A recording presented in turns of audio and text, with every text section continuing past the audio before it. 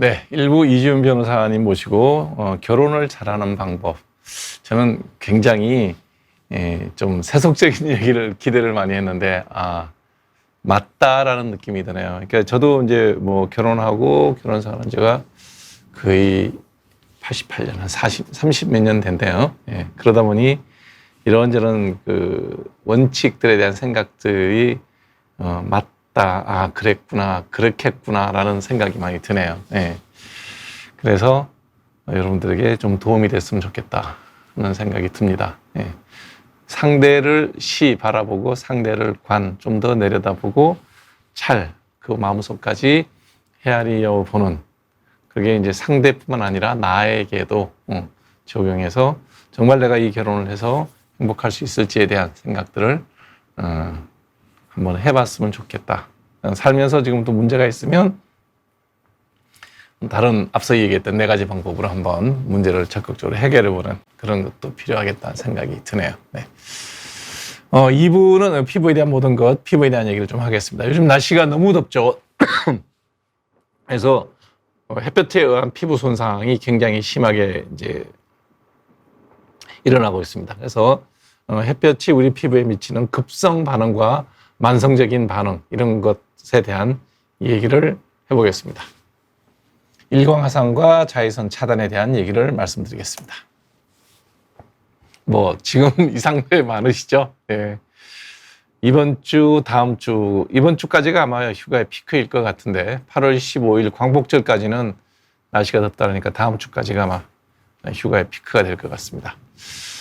자, 햇볕에 노출되게 되면 이렇게 이게 빨갛게 되는 거, 이게 1도 화상입니다. 그래서 자외선에 의해서 자외선 B가 주로 영향을 많이 줘요. A, B, C가 있는데 C는 오존에 대해서 흡수가 되기 때문에 A하고 B가 지상에까지 내려오는데, 그중에 B가 이런 일광 화상을 많이 일으킵니다. 그래서 1도 화상을 일으키고요. 이 상태에서 물질까지 생기는 경우가 있어요. 그러면 일광 화상이 2도가 되는 거죠.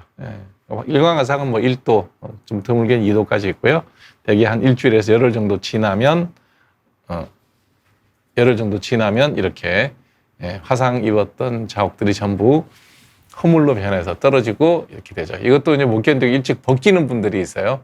근데 이거 다 떨어지는데 한 2, 3주 걸리거든요. 이제 얌전히 그냥 두는 게 좋습니다. 이렇게 1도 화상을 입게 되면 일단 잠잘 때 후끈거려서 힘들 거예요. 그래서 체중에 따라 차이는 있지만 소아의 경우는 한 125ml 아스피린 하루에 한 2-3번, 성인의 경우에는 250ml에서 500ml까지 아스피린을 하루에 한 2-3번 정도 먹으면 이 화끈거리는 느낌은 가라앉을 수가 있습니다. 그 다음에 피부에는 피부과 전문의사님들의 도움을 받아서 스테로이드 연고를 좀 쓰게 되면 후끈거리는 게 훨씬 빨리 가라앉습니다. 나중에 아물면 어차피 이렇게 색소 침착과 허물이 벗겨지는 것은 피할 수가 없습니다. 그 다음에 이제 자외선에 생기는 피부 반응 중에는 이렇게 홍반이 생기는 경우도 있습니다. 이게 되게 백인들에게 흔한 병이고요. 동양인에게는 드물죠. 이런 자외선 때문에 생기는 홍반 반응이 생기는 경우가 있습니다. 그 다음에 이제 자외선에 쪼이면 이거는 자외선 A도 영향을 많이 줍니다. 가지고 있던 주근깨가 이렇게 진해지기도 하고요. 없던 기미도 올라오기도 하고요. 그래서 급성 자외선에 의한 급성 반응 중에 색소 침착이 이렇게 생길 수 있습니다. 이런 게 오랫동안 반복되면 이렇게 광노화가 생기죠. 이분 같은 경우에는 재밌는 케이스인데, 운전을 오래 했으니까 당연히 왼쪽 한쪽만 이렇게 햇볕에 노출되죠. 그래서 노화가 진행돼. 이런 그 자외선에 의한 피부 변화, 광노화는 색깔이 피부가 흰 사람, 백인이나 황인종 중에서 피부가 흰 사람, 이런 분들에게 잘 생기죠. 아주 극단적인 얘기는 하지만 어찌됐든 오른쪽의 경우에는 그냥 일반적인 나이로 인한 노화고요. 왼쪽은 햇볕에 의한 노화죠. 그래서 햇볕을 피하는 것은 우리 피부 노화를 막을 수 있는 한 가지 방법이 된다. 자외선은 잘 막아야 되겠죠. 그 다음에 이제 자외선을 오래 쬐게 되면 이런 검버섯도 생기고요. 이런 피부암도 생깁니다.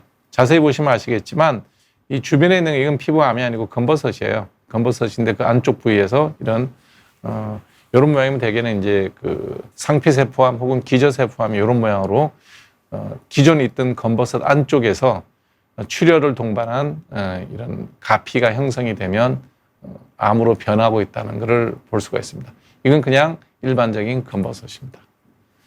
그래서 넓은 검버섯 안쪽에서 이런 비정상적인 피부 변화가 생기면 암이 생겼다라고 의심을 해봐야 되죠. 애매한 경우에는 우리나라 같은 경우에는 뭐 조직 검사를 대학병원에서 쉽게 할 수 있으니까 빨리 확인하고 피부암이라 하더라도 피부암의 경우 이렇게 넓게 떼어내고 피부 이식 수술을 해주면 피부암 자체만으로 생명을 잃거나는 일은 굉장히 드뭅니다. 악성 흑색종 같은 경우만 제외한다 그러면 이런 그 피부암으로 생명을 잃는 일은 드물다. 조기 진단하고 넓게 떼어내면 된다라고 생각하시면 됩니다.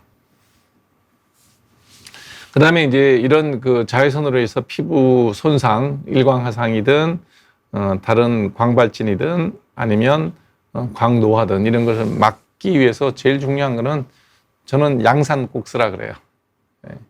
특히 등산 갈 때는 상관이 없죠. 등산은 뭐 지금 산에 가보시면 아시겠지만 웬만큼 비가 와도, 비가 떨어지지 않을 정도로 나무가 무성하기 때문에 해를 거의 볼 수가 없어요. 모기가 많죠. 네. 그렇지만 골프장이나 야외 지금 수영장에 가게 되면 햇살이 되게 강해요. 그래서 자외선 차단제도 당연히 발라야 되지만 양산, 두꺼운 양산을 써서 해를 가지는 것이 좋습니다. 그 다음에 이제 열사병을 막기 위해서는 체온을 들고 해야 돼서 찬물로 샤워하는 것보다 찬물을 좀 드세요. 예. 이온 음료수 같은 걸 통해서 찬물을 마시면 체온이 떨어지죠. 그 다음에 열사병을 막기 위해서 얼음찜질 같은 걸 하는 게 필요하겠죠. 이 정도 상황에는 노출시키지 않은 게 좋습니다. 특히 연세 좀 드신 분들은 40도 이상이면 체온 조절이 힘듭니다. 그래서 충분하게 수분을 공급해 주는 게 필요하고요. 그 다음에 미네랄 워터라든지 아니면 뭐 이렇게 땀을 많이 흘렸을 때 먹는 소금 같은 것도 있어요. 그런 것들이 먹는 것도 좋겠습니다. 네, 자외선 차단하기 위해서는 이제 요즘 같은 날씨에 선크림을 얼마나 자주 발라야 되느냐. 그거는 이제 노출되는 상황에 따라 다르죠. 땀이 워낙 많이 나기 때문에 그 땀 때문에 씻겨 내려가잖아요. 그러면 자주 발라야 됩니다. 그래서 제가 양산 쓰라는 거예요. 양산도 이렇게 예쁜 양산 말고 이렇게 아주 두꺼운 양산을 써서 그늘을 제대로 만들어야 됩니다. 왜냐하면 자외선이 투과되기 때문에 그래요. 그 다음에 땀을 많이 흘리지 않는다 그러면 되게 자외선 차단제는 2-3시간마다 바르면 돼요. 이게 뭐 골프장 기준으로 얘기하면 그늘집에서 2번 바르면 되죠. 근데 땀을 많이 흘리기 때문에 수시로 뭐 씻겨 나갈 때마다 발라야 됩니다. 차단 지수는 사람마다 조금 다르긴 한데요. 요즘 날씨면 50 정도는 바르는 게 필요하죠. 근데 자극이 있는 분들이 있어요. 그러면 차단 지수 한 20-30짜리를 좀 짧게 자주 바르면 됩니다. 1-2시간마다 바르면 되겠죠. 그 다음에 일광화상을 한 다음에 얼룩덜룩하면 답은 없습니다. 그냥 두는 겁니다. 시간이 지나면 이제 피부가 한번 벗겨지고 난 다음에 저절로 아문다 이렇게 생각하시면 좋아요. 그리고 피부가 이제 화상을 입어서 벗겨지는데 뜯어도 되나요? 그러면 뜯으면 이렇게 되죠. 여기 보시면 뜯어서 이제 뻘개지잖아요. 아직 아물지 않은 속살이 또 올라오는 거죠. 그럼 또 벗겨져요. 그러니까 가만두면 이게 피부색이 검어지면서 허물이 지가 벗겨져요. 본인이 저절로 떨어진다는 느낌을 어떻게 받으시면 되냐 그러면 타올 쓰지 말고 그냥 샤워할 때 비누질하고 손으로 이렇게 쓱쓱 문질렀을 때 벗겨지는 것까지 저절로 벗겨지는 거예요. 그 위에 보기 흉하다고 해서 손으로 뜯기 시작하면 여기가 또 색소 침착이 남고 또 한 번 더 딱지가 생기고 심지어는 피가 나는 경우도 있어요. 그렇기 때문에 이 허물은 그냥 딱지라고 생각하시면 돼요. 그래서 가만 두는 게 답입니다. 뭐 한 2-3주 지나면 자연스럽게 벗겨지니까 손으로 뜯는 일은 안 하는 게 좋습니다. 그래서 여러분 바닷가에 가실 때 특히 뭐 바닷가에 나가면 하늘에서 떨어지는 자외선과 양산을 써도 물이나 모래에서 반사돼서 오는 자외선까지 평상시 자외선의 곱하기 2라고 생각하시면 돼요. 그래서 자외선 차단제 바르고 양산을 써도 반사돼서 올라오는 자외선이 또 있다. 그렇기 때문에 자외선 차단제 철저히 써야 되고요. 자외선에 많이 노출되면 눈에 백내장도 빨리 와요. 그렇기 때문에 선글라스는 꼭 머리에 쓰지 말고 눈에다가 쓰시기 바랍니다. 그래야지 우리가 예전과 달리 평균 수명이 85세, 여성의 경우는 곧 90세가 됩니다. 그래서 자기 눈을 오래 쓰는 게 되게 중요하기 때문에 UV를 막을 수 있는 안경이나 아니면 안경, 색안경을 꼭 쓰는 것이 필요합니다. 네. 자, 지금부터는 여러분들의 피부에 대한 질문을 받도록 하겠습니다. 임민영님, 오른 일요일부터 양쪽 팔에 여드름처럼 올라왔는데 일요일처럼 올라왔으면 여드름입니다. 예, 모공각화증, 닭살이라 그러면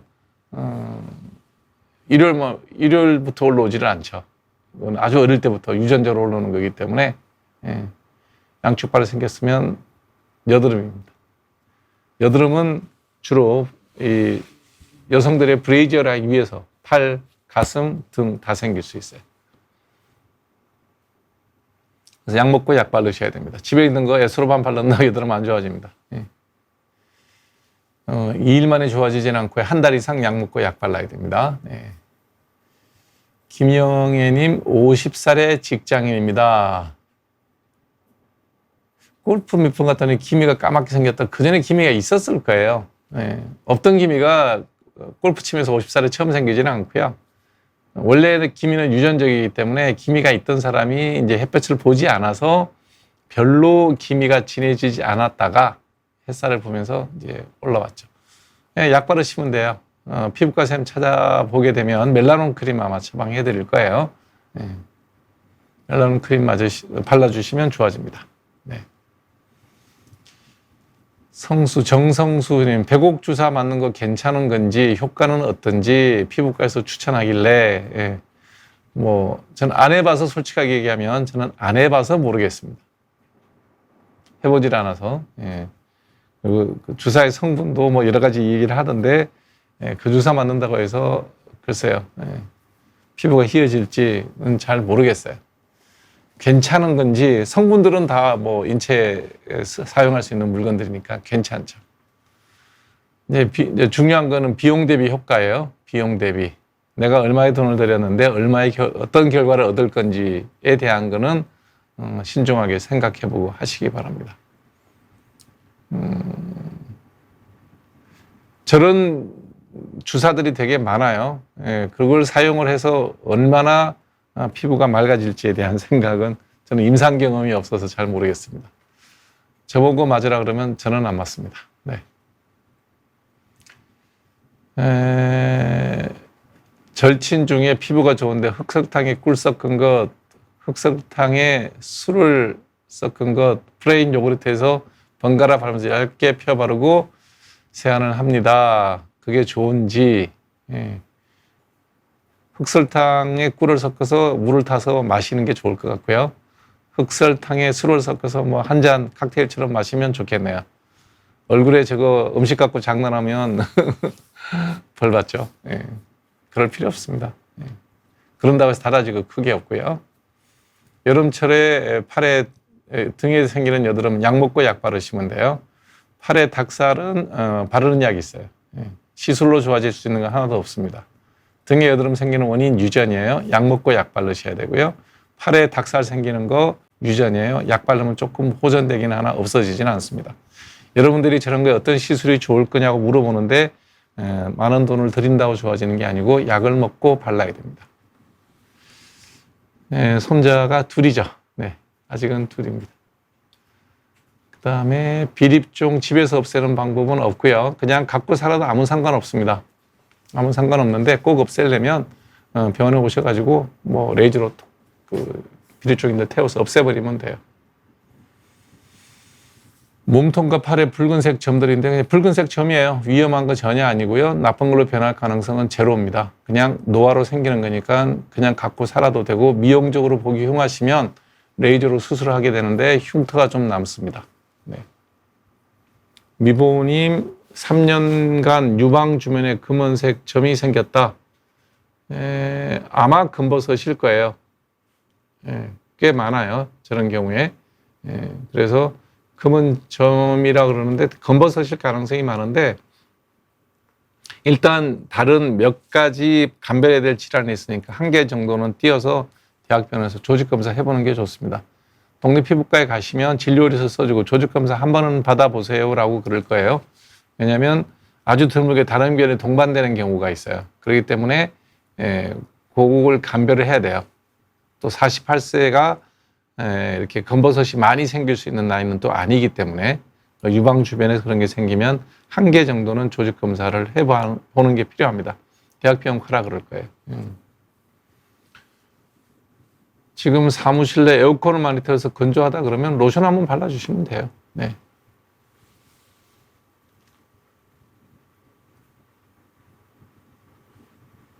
고지혈증, 고혈압약, 저는 지금, 저 얘기 하시는 거면, 제가 지금 한 3년 유튜브 하느라고 운동 안 했더니 고지혈증에 고혈압 생겼는데요. 예. 지금 체중을 84.5kg, 여기 한 10kg 정도 뺐어요. 그러고, 나서 지금 혈압하고 고지혈증은 다 해결됐습니다. 예.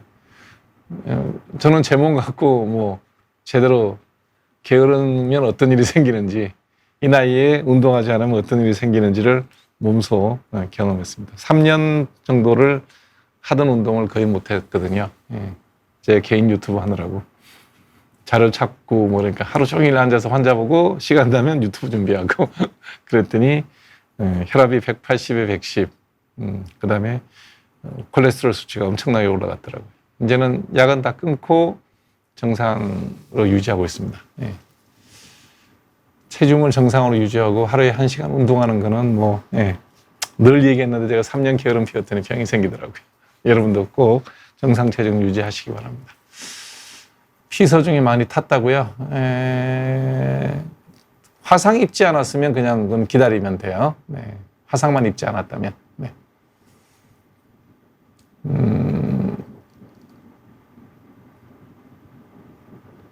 네, 나중에 사라질 여드름이라면 저는 사춘기 일시적인 여드름이란 뜻이에요. 그러면 뭐 굳이 길게 약 먹을 필요 없습니다. 예.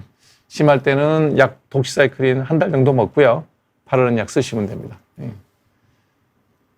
되게 이제 전문의 사람들은 보시면 알아요. 이게 유전적으로 여드름이 평생 날 여드름인지 사춘기 때 났다가 어른이 되면서 성인이 되면서 약간 이렇게 모공이 넓어지면서 좋아질 여드름인지 알거든요. 그러면 지금 하고 있는 대로 하시면 돼요.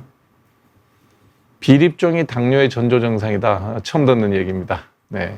그냥 나이 들면 생기는 거예요. 네.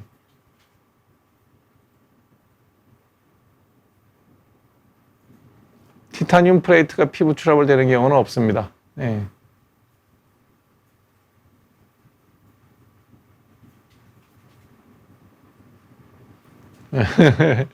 뭐 제가 잘생겼다 그러고 그렇게 봐주시면 고마운 일이고요.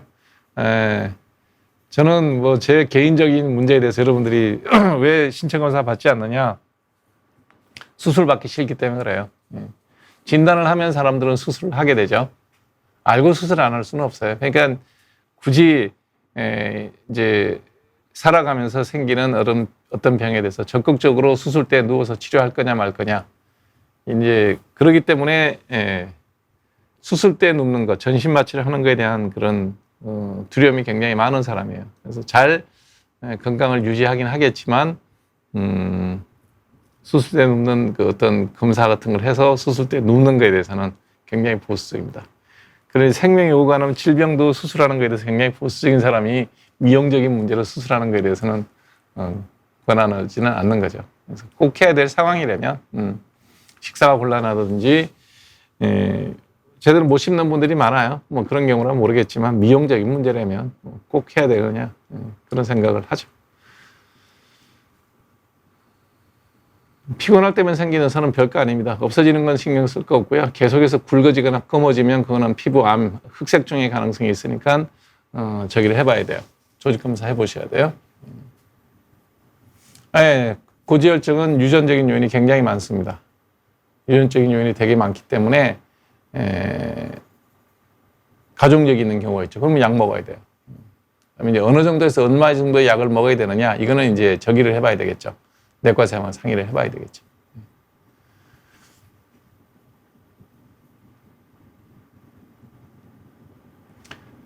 40대 초반의 여성의 소화불량이 자주 있다. 일단 뭐 내시경 하는 게 워낙 우리나라에서는 쉬우니까, 예. 그러면 한 번은 해봐야 될 것 같은데요. 예. 근데 되게 이제 보시면 결과는 그리 나쁜 건 없을 거예요. 그러니까 악성이나 이런 건 없을 거예요. 지금 내용만 들어보면 그 스트레스나 이런 것 때문에 생기는 그런 현상들로 보이죠. 되게 예민하거든요. 우리 위장관이라는 게. 예.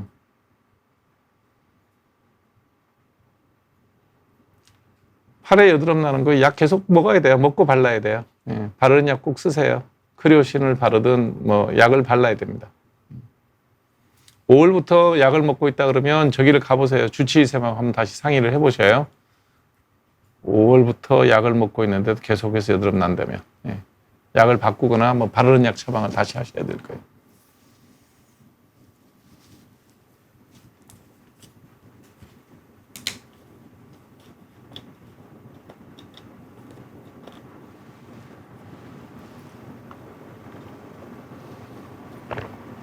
피부를 좋게 개선한다는 얘기는 DH김님 글 좀 올려보실래요? 피부를 좋게 개선한다는 과학적인 에비던트가 정말 없나요? 좋게 개선한다는 얘기는 현재 피부가 나쁘다는 얘기죠. 현재 피부가 나쁘면 병이 있어서 나쁜 걸 거예요. 그러면 치료하면 좋아지는 거예요. 그런데 그냥 내 피부가 좀 까마잡잡하다. 그건 타고난 거예요. 그거를 뭐 하얗게 돌리는 수 있는 방법 없죠. 그래서 피부가 좋지 않은 이유가 여러 가지가 있을 거 아니에요. 그 여러 가지 이유를 약을 사용해서 혹은 레이저를 사용해서 고칠 수 있으면 고치는 병이고, 고칠 수 없는 거, 개선할 수 없는 거는 못 고치는 거죠. 아주 극단적인 예를 들면 흑인은 베개 못 만든다는 거죠. 그런 개선의 문제는 없대. 그거 할 수 있는 방법은 없어요. 그 다음에 선생님 피부는 나이가 있으시지만 뽀얗는데, 안 뽀여. 저 해를 봐서 검잖아요. 지금 여름에 지금 등산도 다니고 요즘 계속 운동하고 있어서 타요. 예. 그건 어쩔 수 없죠. 예. 평상시 피부 관리는 어떻게 하냐요? 잠 잘 자고 밥 잘 먹고 편하게 살죠. 마음 편하게 살려고 애를 쓰죠. 예. 진짜 좋은 거라면 그런 거예요. 예. 규칙적으로 생활하고 식사 제때하고, 예. 그런 게 뭐 건강을 유지하는, 피부를 유지하는 좋은 방법이죠. 피부과 의사가 죄다 피부가 좋으냐? 꼭 그렇지 않아요.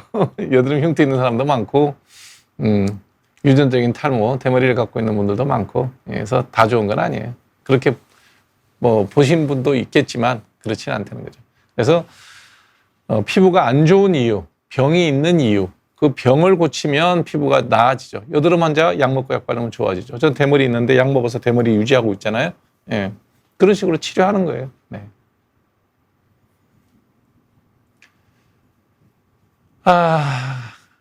간유리 음영이면 홍혁을 박사가 저것 때문에 2년 고생하다가 수술했죠. 예. 일기 진단을 받았으면 수술해야 됩니다. 그러니까 이분이 간유리 음영을 그 저설량 그 폐 CT를 찍어서 확인했겠죠. 그 뭐 그냥 엑스레이는 안 나오니까. 그래서 이제 이분이 수술을 받기 싫은데 이런 얘기 하시면 안 돼요. 진단 받으면 하셔야 됩니다. 그러면 지금 저 폐 속에는 간유리 음영이 없을까요? 모르죠. 안 했죠, 저는. 지금 최고라는 분이나 홍 박사님이나 저나 간유리 음영의 병변이 두 분은 찾았고 저는 있는지 없는지 모르고, 그러니 있는지 없는지 모르니 수술 받기 싫다 좋다 고민 안 해도 되는 거예요. 그래서 담배를 많이 피신 분이나 이런 분, 아니면 집안의 가족력에 윗대 어른들이 폐의 암이나 이런 걸로 해서 돌아가신 분이 있다 그러면 이런 저설량 폐 CT를 해서 조기 진단에 의미가 있겠지만, 그런 과거력이, 가족력이 없다면 굳이 그거를 뭐 1, 2, 3년 간격으로 계속 해가지고 병변을 찾아서, 홍 박사님 같은 경우에도 그게 한 2년, 3년 됐을 거예요. 그러고 결국은 이제 내시경 수술을 받았죠. 그러니까 알면 안 할 수 없습니다. 받으세요. 받고, 그 다음에 요즘에는 뭐 흉부외과 수술도 내시경으로 많이 하니까. 홍 박사님이 여기 아마 유튜브 올려놓은 것도 있을 거예요. 본인 수술 경험담에 대해서. 그래서 상의하셔서 제가 하시는 게 좋습니다. 그래서 나이 드셔서 이런 게 걱정이 되면 당장 담배부터 끊으세요. 담배 끊으신 게 제일 중요합니다. 할 수 있는 거 예방법 중에 제일 중요한 게 담배고, 담배 끊는 거고요. 그 다음에 등산 가시면 맑은 공기 마실 수 있으니까 좋고요. 그런 걸로 노력하시는 거고요. 그 다음에 저 같은 경우는 검사 안 받고 나중에 폐암이 걸렸다 그러면 폐암인지 뭔지 모르고 아파서 죽겠죠. 입술 포진 예방법이요.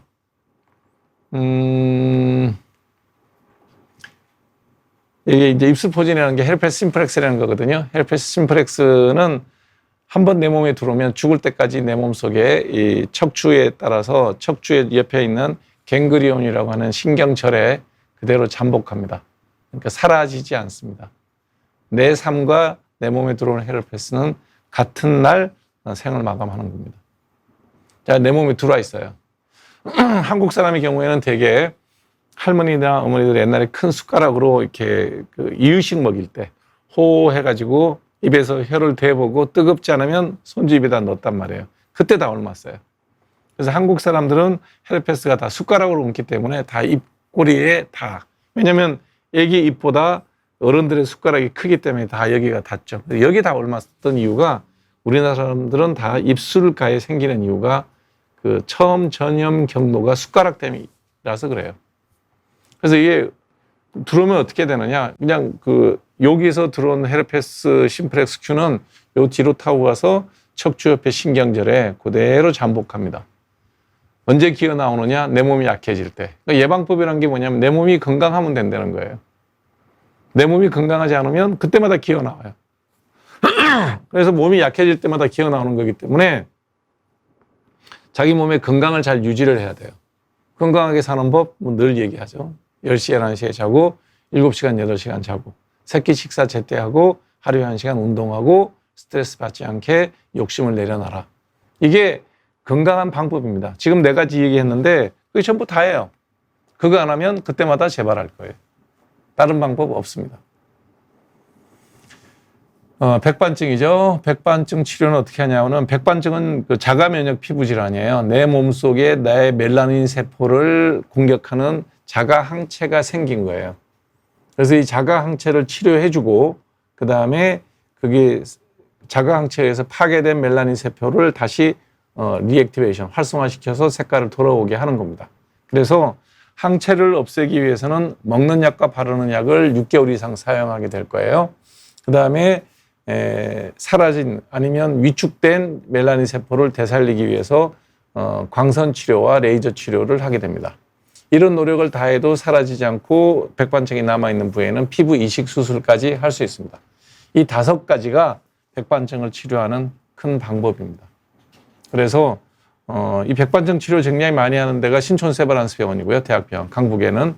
그다음에 강북의 개인병으로는 우태 한성경 피부과에서 많이 합니다. 그다음에 강남에 내려가면 서초동에 교대역 앞에 박윤기 피부과, YK 박윤기 피부과에서 많이 합니다. 그러니까 위치가 사시는 곳이 어딘지 보시고 그쪽으로 가시면 좋은 치료를 받을 수 있습니다. 식사요? 그냥 똑같이 하죠. 뭐 특별히 뭐 다른 거 먹는 거 없습니다. 평상시와 똑같고 양을 줄이는 거죠. 네, 뭐 약 먹고 약 바르면 흉 안 남습니다. 지저스는 레이저로 없애는 게 제일 좋아요. 가정에서 없애는 방법은 없습니다. 네. 동양인은 햇볕 알레르기는 안 생깁니다. 생겼다 그러면 PML이라고 다형 광발진이라는 병은 있을 수가 있는데요. 그것도 시기적으로는 잘 안 맞는 게 대개는 4월, 5월 봄에 잘 생깁니다. 봄에. 그거는 뭐 병 보고 난 다음에 조직검사 한번 하면 확인되죠.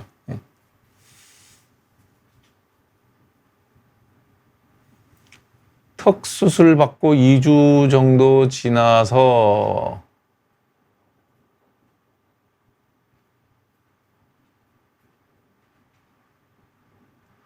저런 성형외과 수술에 대해서 제가 얘기했잖아요. 목숨이 걸려서 해야 될 수술도 하고 싶지 않은 사람이니 굳이 굳이 성형을 목적으로 전신마취해서 하는 그런 수술에 대해서는 신중할 필요가 있다라는 얘기예요. 뭐 본인 원해서 받는 수술인데 뭐라 그러겠어요. 이 턱 수술은 치과에서도 많이 하고요. 안면외과에서, 구강외과에서도 많이 하고요. 성형외과에서도 많이 하고 해요. 그러니까 어느 부분이든지 영역에서 많이 하신 분들이 잘해요. 예. 각각의 이제 주장은 좀 다를 수가 있죠. 인도에서 직구한 탈모약 모르죠, 뭐. 이제 결국 이제 우리가 약을 쓴다는 건 신뢰의 문제가 있죠. 그래서 의사 처방 없이 팔리는 약이 그게 약인지 독약인지 그걸 알 수가 없잖아요. 믿고 안 믿고 가격 때문에 그러시는 것 같은데요. 예. 우리나라 약값이 그렇게 비싸지 않을 겁니다. 예. 전문의쌤 처방받아서 국내에서 허가된 약품을 구입해서 먹는 것이 안전하겠죠. 하루 이틀도 아니고 본인의 생명을 거기 속된 말로 야매인데 그거를 계속 먹으시겠어요? 저는 저도 안 먹습니다.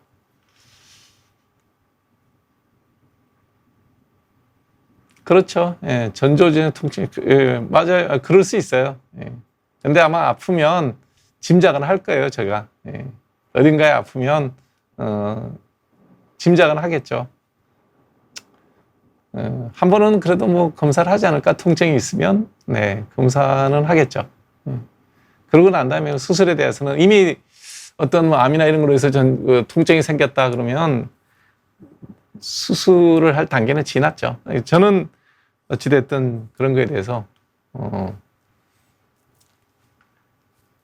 더 이상 뭐 이렇게 막 그 몸을 파뒤집는 진단, 조기 진단은 별로 할 생각이 없습니다. 지금 이제 나이가 60세이기 때문에 대한민국 평균 남자로 치면 한 20년 남았다고 보면 되거든요. 80 한 초반.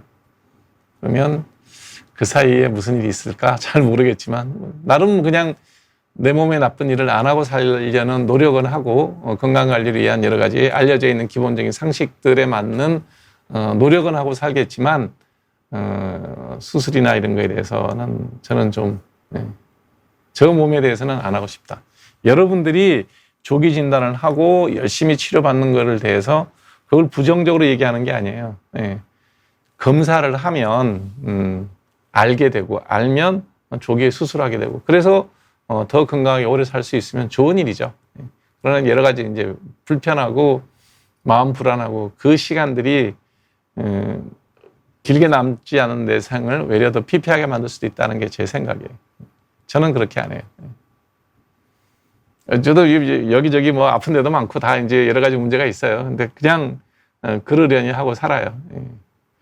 무릎도 이미 이제 오랫동안 운동을 많이 해서 그런지 무릎도 아프고, 그 다음에 디스크도 지금 문제가 생겼고, 그래서 여러 가지 문제는 다 있습니다. 근데, 통증에 대해서는 저는 또 굉장히 둔감한 편이에요. 그럭저럭 버티고 있는 거죠. 진통제 안 먹고 버티고 있는 겁니다. 같은 질문이니까 빼고요.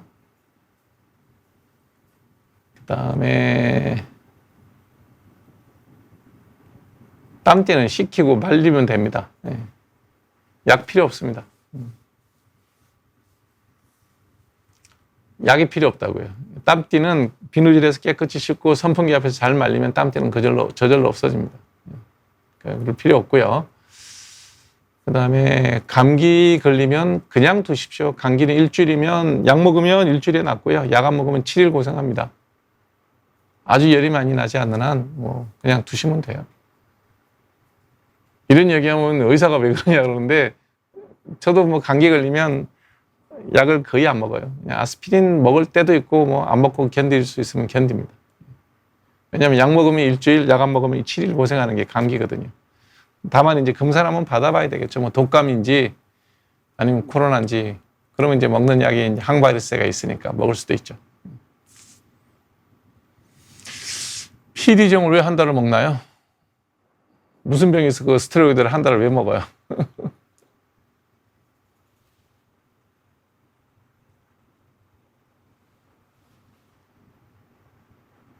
ADHD는 그 신경과에서 진단하고 약을 줄 거예요. 정신과에서도 하고. 예, 그거는 주치의랑 상의하셔야 돼요. 양에 대해서는. 네. 바르는 약 중에 피지 조절 효과가 있나요? 피지를 빨리 제거해 주는 게 이제 크리오신. 그다음에 피지를 어느 정도 억제해 주는 게 디페린 연고. 뭐 이 정도 있죠. 네. 어린애가 햇빛에 탔으면 그냥 잘 말림, 그 씻기고 잘 그냥 자외선 차단제 발라주면 돼요. 뭐 이것저것 바른다고 해서 달라질 거 없습니다. 네. 여러분들이 이제 광고나 이런 거에 너무 지나치게 의존하지 마시라는 거죠. 여러분들이 광고에 보면 뭐 세상 모든 걸 다 고치고 세상 모든 피부 다 맑게 해줄처럼 얘기하는데 너무 그런데 의존하지 마시고요. 애를 일단 태우지 않는 게 좋고요. 태웠으면 그냥 그 다음에 햇빛에 안 나가는 게 제일 좋아요. 어린애들은 피부가 얇으니까 같은 햇빛을 받아도 피부 손상이 심하기 때문에 그래서 어린애들 데리고 바닷가 데리고 하고 이런 거는 썩 좋은 일은 아니라는 거죠. 너무 어릴 때 햇빛에 많이 노출되면 피부가 많이 손상돼요.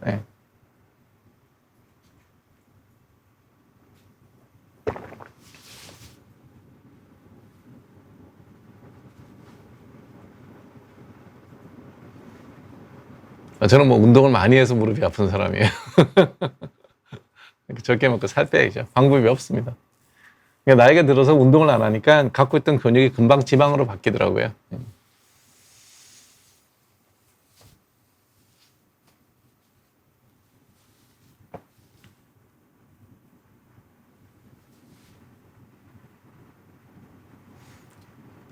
아유, 될성 부른 나무는 떡잎부터 안다 그러잖아요.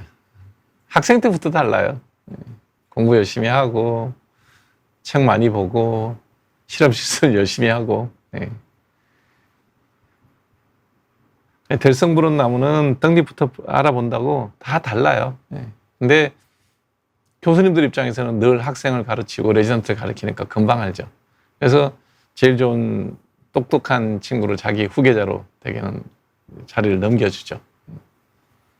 근데 이제 오늘 어느 신문인가 신문에서 봤는데 영국에서 전문의 시험 볼 때 시험 시간의 절반을 인성을 본다 이런 얘기를 인터뷰를 했더라고요. 근데 제가 이제 그런 인터뷰가 왜 그 보수 언론지에 올라오는지 알죠. 지금 의료 사태, 의료 대란 사태에 대해서 의사들의 의대 정원을 반대하는 걸 갖고 이제 그렇게 얘기하는 것 같은데. 여러분도 인성 좋은 실력 없는 의사한테 수술 받으실래요? 인간성은 별로 안 좋아 보이는데 수술 잘해서 잘 살려주는 의사한테 치료 받으실래요? 그 정도예요. 전문의 시험은 인간성 보고 뽑는 게 아니고요. 전문의 시험은 의료의 실력을 갖고 술기, 그 다음에 능력, 판단력을 보고 뽑지, 인성 보고 뭐, 기사도 읽다가 말았는데 그런 식으로 기사 쓰는 기자들 보면 정말 한마디 하고 싶은데 영국의 의료 교육이 그렇게 잘 돼 있고 영국의 의사가 그렇게 많으면 영국의 의사들이 왜 그렇게 환자를 치료 안 해가지고 암 진단 받고 1년씩 기다리게 하는 그런 회계망측한 의료 시스템을 유지하는지 그런 얘기는 안 하죠. 의사를 악마화한다고 제가 가끔 얘기를 하는데 그런 언론들이 기사를 쓰면 한 명 한 명의 의사가 일일이 다 해명하지도 못하게 국민의 의견을 의견을 나쁜 쪽으로 호도를 하는 거죠. 그런 기사를 아마 정책 당국자들이나 대통령은 읽고 그런 식으로 얘기하는 것 같은데, 자, 전문의 시험 볼 때 절반의 시간을 인성 테스트하는 나라의 사망률하고 전문의 시험만 보는 우리나라하고 사망률은 우리나라가 훨씬 낮아요. 똑같은 수술을 했을 때. 특히 이제 식도 수술은 굉장히 수술이 어렵습니다. 흉부외과하고 일반외과 선생님들이 두 팀이 동시에 들어가서 수술해야 되는 굉장히 고난이도 수술인데 전 세계에서 식도암 치료 결과 제일 좋은 나라가 우리나라입니다. 인성 시험 안 봐도 제대로 된 전문의가 더 많이 잘 살리죠. 그러니까 그런 식으로 언론이 그 세상의 문제를 호도하면 그건 언론이 아닙니다. 이미 세상을 잘못 끌고 가는데 앞잡이 노릇을 하고 있는 편향된 시각이라는 겁니다. 뭐 이런 얘기 해봐야 내가 하는 얘기는 영향이 적죠. 거기는 메이저 언론사고. 그래서 그런 거에 대한 여러분들이 이제는 뭐 기사를 보실 때도 좀 참고로 하고 보셔야 되지 않을까 하는 생각이 들 정도였습니다. 대성 싶은 나무는 뜬기부터 알아본다. 그렇게 보시면 됩니다. 장기침이야. 지금 방금 저도 장기침 했잖아요. 에어컨도 켜고 지금 상황이 밖에 나가면 너무너무 습도가 높고 안에 들어오면 너무너무 또 에어컨 틀어놔서 습도가 낮고 기온차도 실내하고 실외하고 한 20도쯤 나는 것 같아요. 15도, 20도가 나죠. 그러면 뭐 연세 드신 분들은 힘들죠. 기관지가 맨날 숨을 쉬어야 되니까. 폐 이상이 없으면 크게 걱정 안 하셔도 될 것 같습니다. 여드름에 흉터가 곰보처럼 됐다 그러면 이게 이제 쥐어뜯고 짜서 그런 게 아니고 그때 약을 먹었어야 돼요. 24살 아들이 고등학생부터 아니고 중학교 때부터 아마 여드름 났을 거예요. 그때부터 약을 먹었어야 되는데 약을 먹지 않아서 이제 곰보처럼 얽혔는데 레이저 같은 걸 시술을 하면 한 30% 정도는 나아질 수는 있는데 그렇게 원상 회복은 불가능해요. 빨리 약 먹고 약 발랐어야 된다. 레이저로 시술을 한다 하더라도 뭐 완벽한 건 불가능하고요. 절반 회복도 쉽지는 않습니다.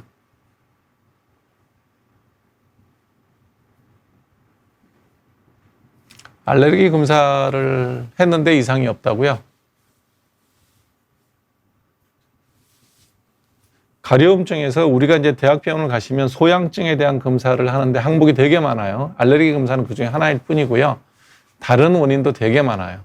그래서 밤에 잠을 자지 못할 정도로 가렵다 그러면 일단 피부에 뭔 병이 있을 거예요. 무슨 병인지는 이제 봐야 되겠죠. 알레르기가 가려움증의 전부 다가 아니거든요.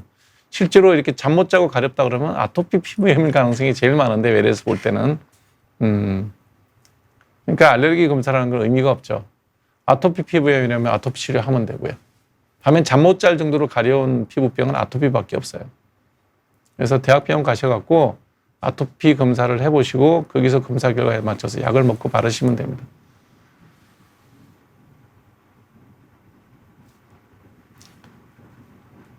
알레르기 때문에 항히스타민도 샤도가 없어서 졸레오 주사를 맞고 이제 효과는 있는데 불편하면 맞아야지 어떡하겠어요. 불편하면.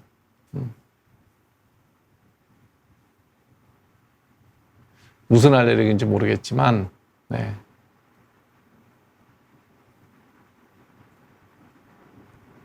여드름 나는 건 약 바르면 돼요. 아무것도 하지 말고 약 바르세요. 크레오신 바르면 제일 좋아요.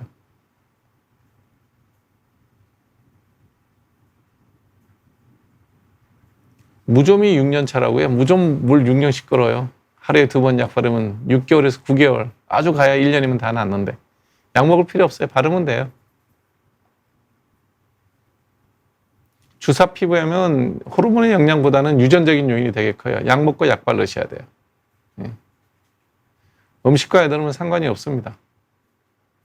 일본 논문에서는 상관이 있다고 나오는데 별 영향 없어요. 셀룰라이트는 뭐 없애려고 그러면 지방 흡입하는 수밖에 없죠.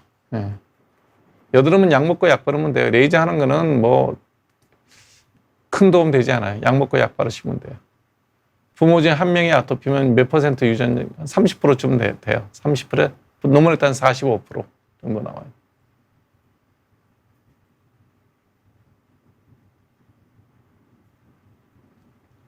모발이식하고 염증이 있는 거는 그거는 수술한 병원에 가서 물어보셔야 되는데 그런 일은 없는데요. 이식한 자리에 염증이 계속 생기는 건 다른 원인이 있을 거예요. 수술한 병원에서 물어보세요.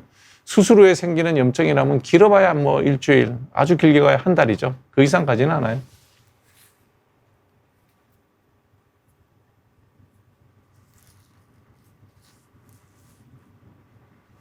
기침 나와서 CT 찍었는데 콧물 나면 후비루라 그러는 건데 저거는 이비인후과 가보셔야 될 거예요. 목 뒤로 콧물이 넘어가는 게 후비루라 그래가지고 뭐 기침 나올 수 있어요. 이비인후과 선생님하고 상의하고 약 드셔야 돼요. 여성 호르몬의 찬반론이 에스트로겐을 폐경 때 먹을 이제 패치를 붙이거나 약을 먹을 거냐 안 할 거냐 본인이 정하시는 거예요. 그게 이제 폐경돼서 에스트로겐이 안 나오면 느끼는 불편함이 내가 견딜 수 있는 정도냐, 못 견디겠느냐.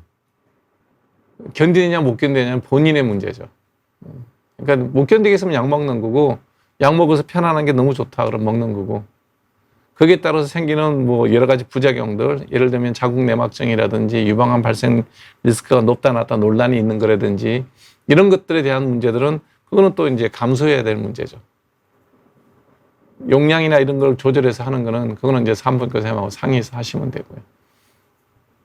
그래서 여러분들이 느끼는 불편함이라는 거는 사람마다 개인차가 되게 심해요. 제가 지금 이제 디스크가 저기 문제가 있어갖고 이제 굉장히 왼쪽 그 허리 통증이라든지 다리에 통증이 있어요. 그냥 아프다 그러고 사는 거예요. 사람마다 다르다는 거예요. 가렵다, 아프다, 불편하다 이런 느낌은 개인의 차이가 있는 거죠. 그래서 불편하면 약 먹는 겁니다. 머리에 혹이 생겼다면 빨리 커지고 있으면 무조건 빨리 가서 조직 검사하고 그 혹은 수술하셔야 됩니다. 항히스타민제 알레그라를 몇 년씩 먹고 있다. 그거 역시 매한가지입니다. 두드러기 때문에 먹겠죠. 뭐 두드러기는 제가 여러 번 설명드렸지만 2시간이면 대부분 가라앉고 또 다른 데 생기면 뭐 하여튼 2시간 이상 가지 않아요. 되게 30분에서 2시간 안에 가라앉아요.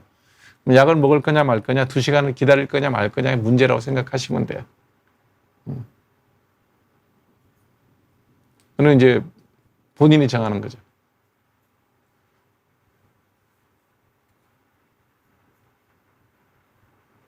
실밥 자국은 흉터입니다. 흉터. 빨간 거는 색깔이 빠졌는데 나중에 하얗게 변할 거예요. 약간 갈색을 띠는 흰색 뭐 이런 모양으로 변하거든요. 그건 흉터예요. 안 없어집니다.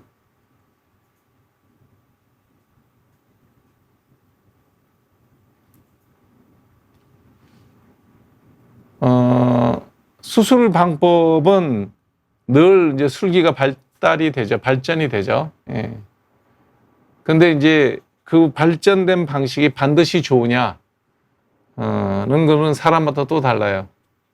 그러니까 고전적인 방법으로 수술하는 게 좋은지 신기술로 하는 게 좋은지는 논쟁의 여지가 있죠. 예를 들면 전기자동차를 예를 들어서 설명을 드리죠. 우리는 새로운 거라면 다 좋은 줄 아는데 적어도 우리가 휘발유차가 주차장에 서 있다가 누가 불 지르지 않는 한 불나는 일은 없잖아요. 지금 이제 전기차가 많이 보편화되고 대중성을 띠고 있는데 지하실 주차장에서 불이 난단 말이죠. 심지어는 그냥 운송차에 실려오다가도 불이 난단 말이죠. 그런 일이 생기고 있어요. 전기자동차 저도 타봤더니 좋기는 해요. 소음도 없고. 그러면 이제 휘발유차 탈래, 전기차 탈래. 수술 방법도 똑같은 거예요. 기존에 쭉 해왔던 방법들이 있어요.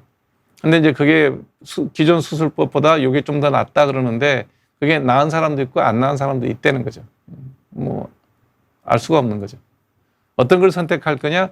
이제 여기서 이제 보수성이 나타나는 거죠. 기존 해왔던 방식에 큰 문제 없는데 왜 바꾸느냐? 보수적인 사람이죠. 야, 세계 있다는데 그러고 잘 되면 이게 훨씬 좋다는데 라고 생각하면 진보적인 거예요. 신기술을 좋아하는 사람이 있고 보수적인 사람이 있고 그런 거죠. 어느 게 더 좋으냐? 나랑 맞으면 제일 좋은 거예요. 약은 그만 드시고요. 무좀, 발톱 무좀은 저기 주블리아를 바르시면 됩니다. 열심히 바르시면 돼요. 엉덩이에 종기가 가끔 난다고요? 그러면 종기 치료를 해야 되겠죠. 여성이라면 산부인과당 가보셔야 돼요. 외음부에 가까이 생기는 거라면.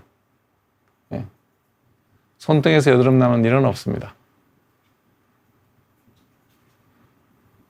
약 먹고 약 바르는 거예요. 아토피 진단 나오면 아토피 치료하는 약 먹고 약 바르면 돼요. 피부병은 다 먹는 약 바르는 약이 다 있어요.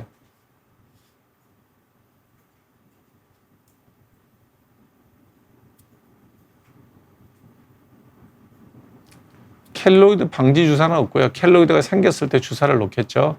그게 풍선처럼 되었다 그러면 글쎄요. 주사 맞으면 풍선처럼 되는 일은 없어요. 풍선처럼 뭐가 됐다 그러면 그건 2차적으로 어떤 안 좋은 현상이 생겼다는 거라고 봐야 돼요. 주사 맞은 병원에 가서 상의를 다시 해보셔야 돼요. 평소에 무슨 공부하시나요? 특별히 공부하는 건 없어요. 책 읽는 거죠, 뭐.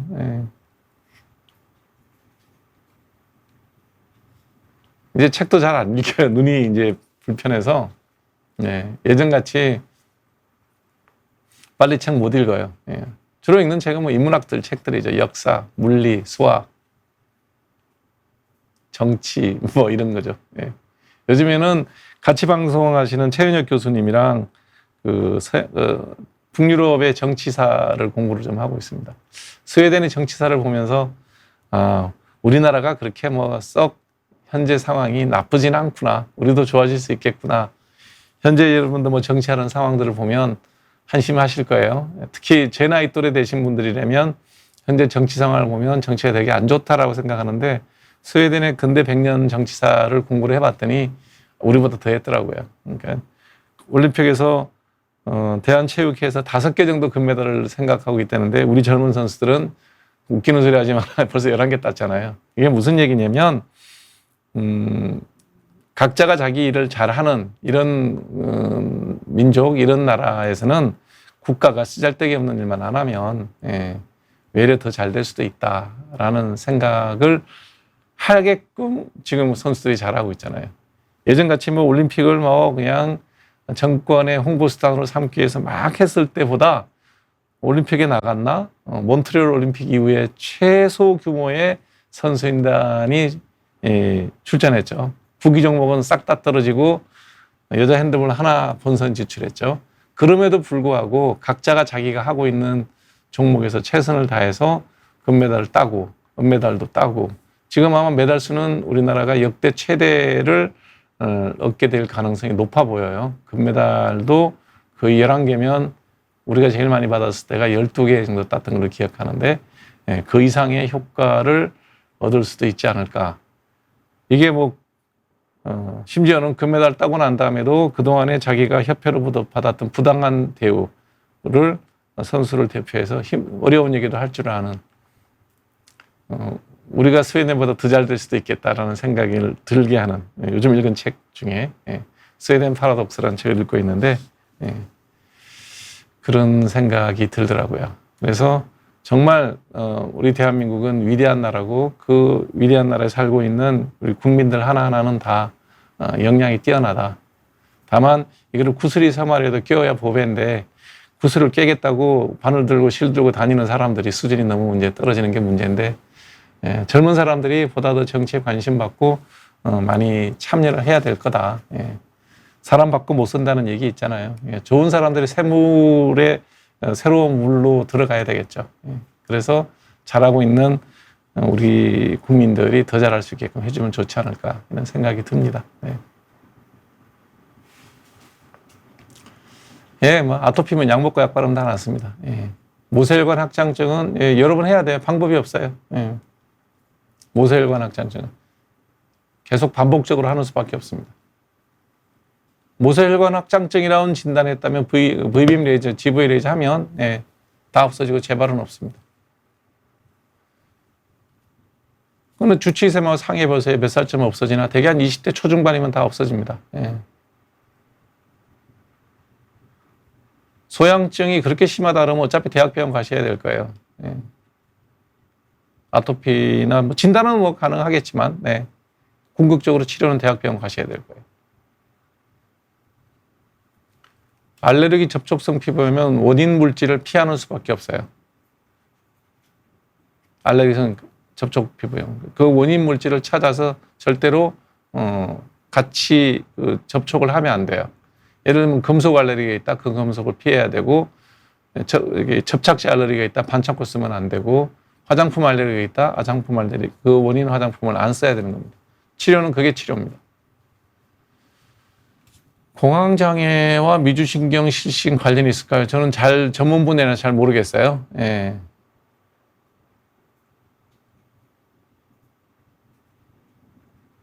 그러니까 지금 말씀하신 게 공황장애가 심전도 정상, 뭐 초음파 정상, 위내시경 정상. 근데 본인은 불편한 게 그게 이제 공황장애 주증상인데 미주신경 실신은 그와는 또 달라요. 미주신경 자체에 문제가 있는 거거든요. 저거는 연관이 있다는 보고는 없어요.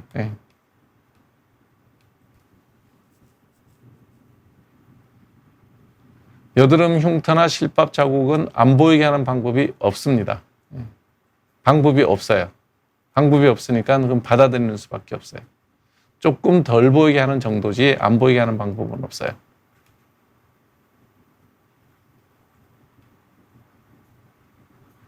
엄지발가락에 티눈이 생겼다고요? 티눈의 원인을 먼저 찾아봐야 되고요. 저게 티눈인지 사막인지도 구별해 봐야 돼요. 사막이면 사막이 치료해야 되고 티눈이면 티눈 수술을 해야 되는데 정확한 진단이 먼저 필요하겠죠. 네. 그러니까 에스트라디올하고 프로제스테론이 저게 이제 폐경 때 먹는 이제 호르몬제죠. 예. 그 호르몬제를 계속 먹었을 때 문제가 있냐 없냐가 지금 논쟁이에요. 예. 저거 계속 먹었던 사람이 자궁 내막증도 잘 생기고 유방암 발병률이 높아지더라. 는 보고도 있고, 에이 괜찮더라. 예.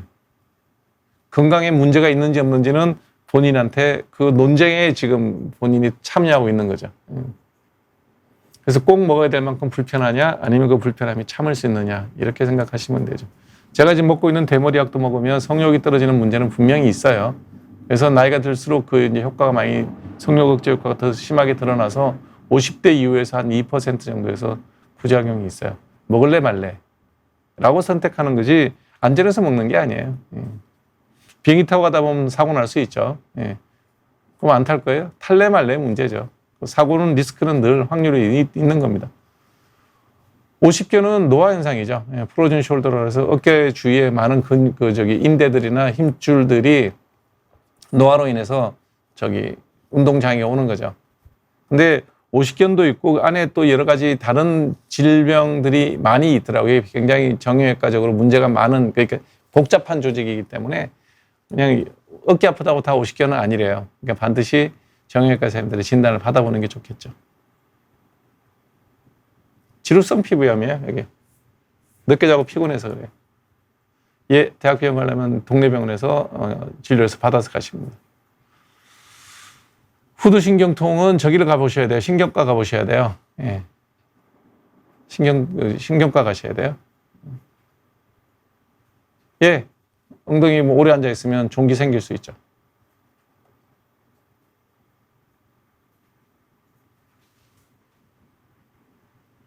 팔 주변이 가려워서 긁으면 모기 물린 것처럼 두드러기가 난다고요?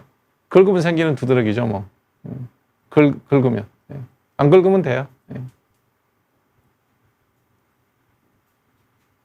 종아리 털이나 제모하는데 레이저 하시면 돼요. 대개 한 달 반 내지 2달 간격으로 하시면 돼요. 네, 참을 수 있으면 안 먹는 게, 안 먹어도 되잖아요. 예. 충분히 바르세요. 얼굴에 여드름 많이 나는 사람은 크리오신은 충분히 바르세요.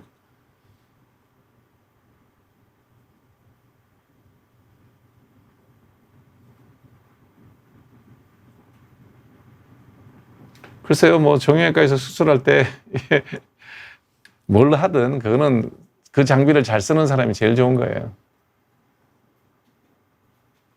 그 장비를 손에 익숙하게 쓰는 사람이 제일 그 사람한테는 좋은 장비라는 거죠. 사람마다 다르기 때문에 너무 이렇게 구체적으로 다 따져서 하게 되면 수술 못 받습니다. 아토피는 어른되고 안 사라져요.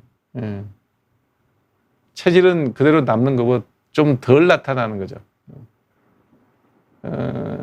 아토피는 여기서 따로 검색하시면 제가 강의해 놓은 게 한 20분짜리 강의 필름이 있어요. 보시고요. 스트레스 받으면 제일 나빠져요. 1년에 한 번씩 올라오는 게 몸 관리가 안 돼서 건강이 나빠지면 그렇다는 거죠.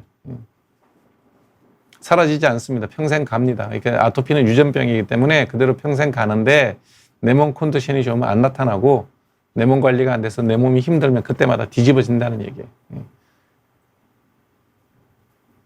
대학병원 비립종은 레이저로 수술하셔야 돼요. 고혈압, 고지혈증 걸려갖고 지금 석 달 약 먹고 치료하고 살 빼고 지금 다 좋아진다니까요. 네, 대학병원 갈 때 1차 진료에서 받아가셔야 됩니다. 건강관리하는 건 쉬워요. 행동하기 어려워서 그렇죠. 10시, 11시부터 8시간 푹 자요. 7시간, 8시간 푹 자야 되고 하루 3끼 정해진 시간에 정해진 양을 드세요. 그 다음에 하루에 1시간 꼭 운동하세요. 그러면 건강합니다.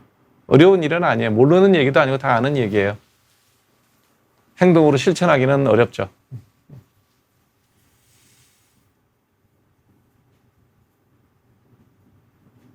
다른 질문 없나요? 전공의가 없어도 대학병원 가야 될 대학병원 가야 됩니다. 가면 다 진료합니다. 네. 기다리는 시간이 길어지고 불편하긴 하죠. 네.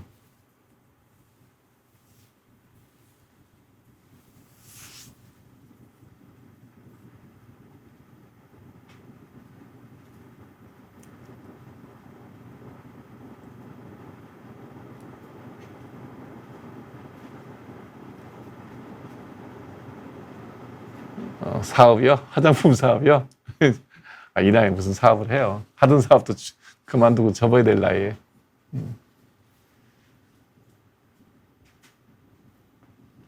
다른 질문 없나요?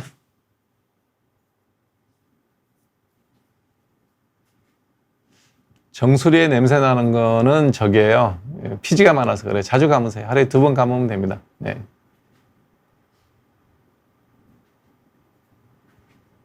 예, 아토피 있는 사람 몸 관리 잘하면 안 나타나요. 샴푸 2번 해도 부족하다고요? 그러면 약 드세요. 예. 피지가 많이 나서 그런 거니까 약 먹으면 피지를 조절할 수 있어요. 예. 의정 갈등이 언제 끝날까요? 한국에서 세계적인 수습해서 정말 좋은 것 같은데 왜 그런 사람들을 악마인지 이해가 안 되긴 합니다. 대학병원 사설하면 SD와에 대해서 인수합해서 양질의 의료 서비스 제공하는 큰 그림인가? 모르죠, 뭐.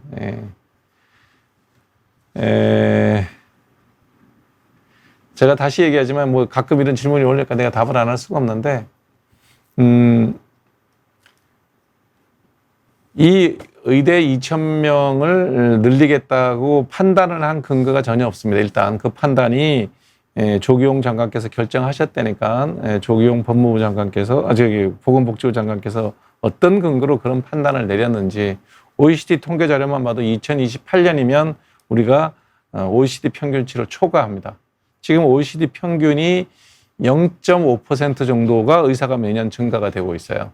우리는 매년 의사가 3.1% 정도 증가되고 있더라고요. 제가 데이터 확인해 보니까 그래요. 저도 뭐 여러 정책하는 사람도 아니고 제일 하는 사람이고 그래서 그런 중요한 데이터들을 찾아보고 확인해봐야 확인하죠.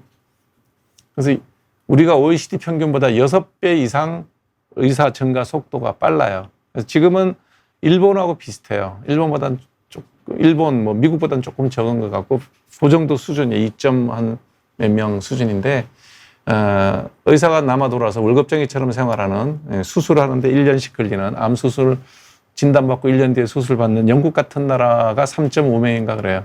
그거 초과하는데 또 OECD 평균을 초과하는데 이제 4년 남았어요. 2028년이면 우리가 의사 증가 수가 OECD 평균의 6배예요.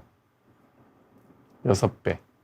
그래서 3, 4년 지나면 OECD 평균을 넘어요.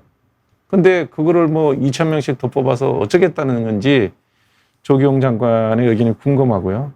또 장관이 그러라고 얘기한다고 해서 대통령이 그거 한번 확인도 안 해보고 그 옆에 다른 보좌관들도 많잖아요. 대통령실의 행정관들이나 비서관들 많잖아요. 수석들 많잖아요. 보건복지 수석도 있겠죠. 누군지 모르겠지만.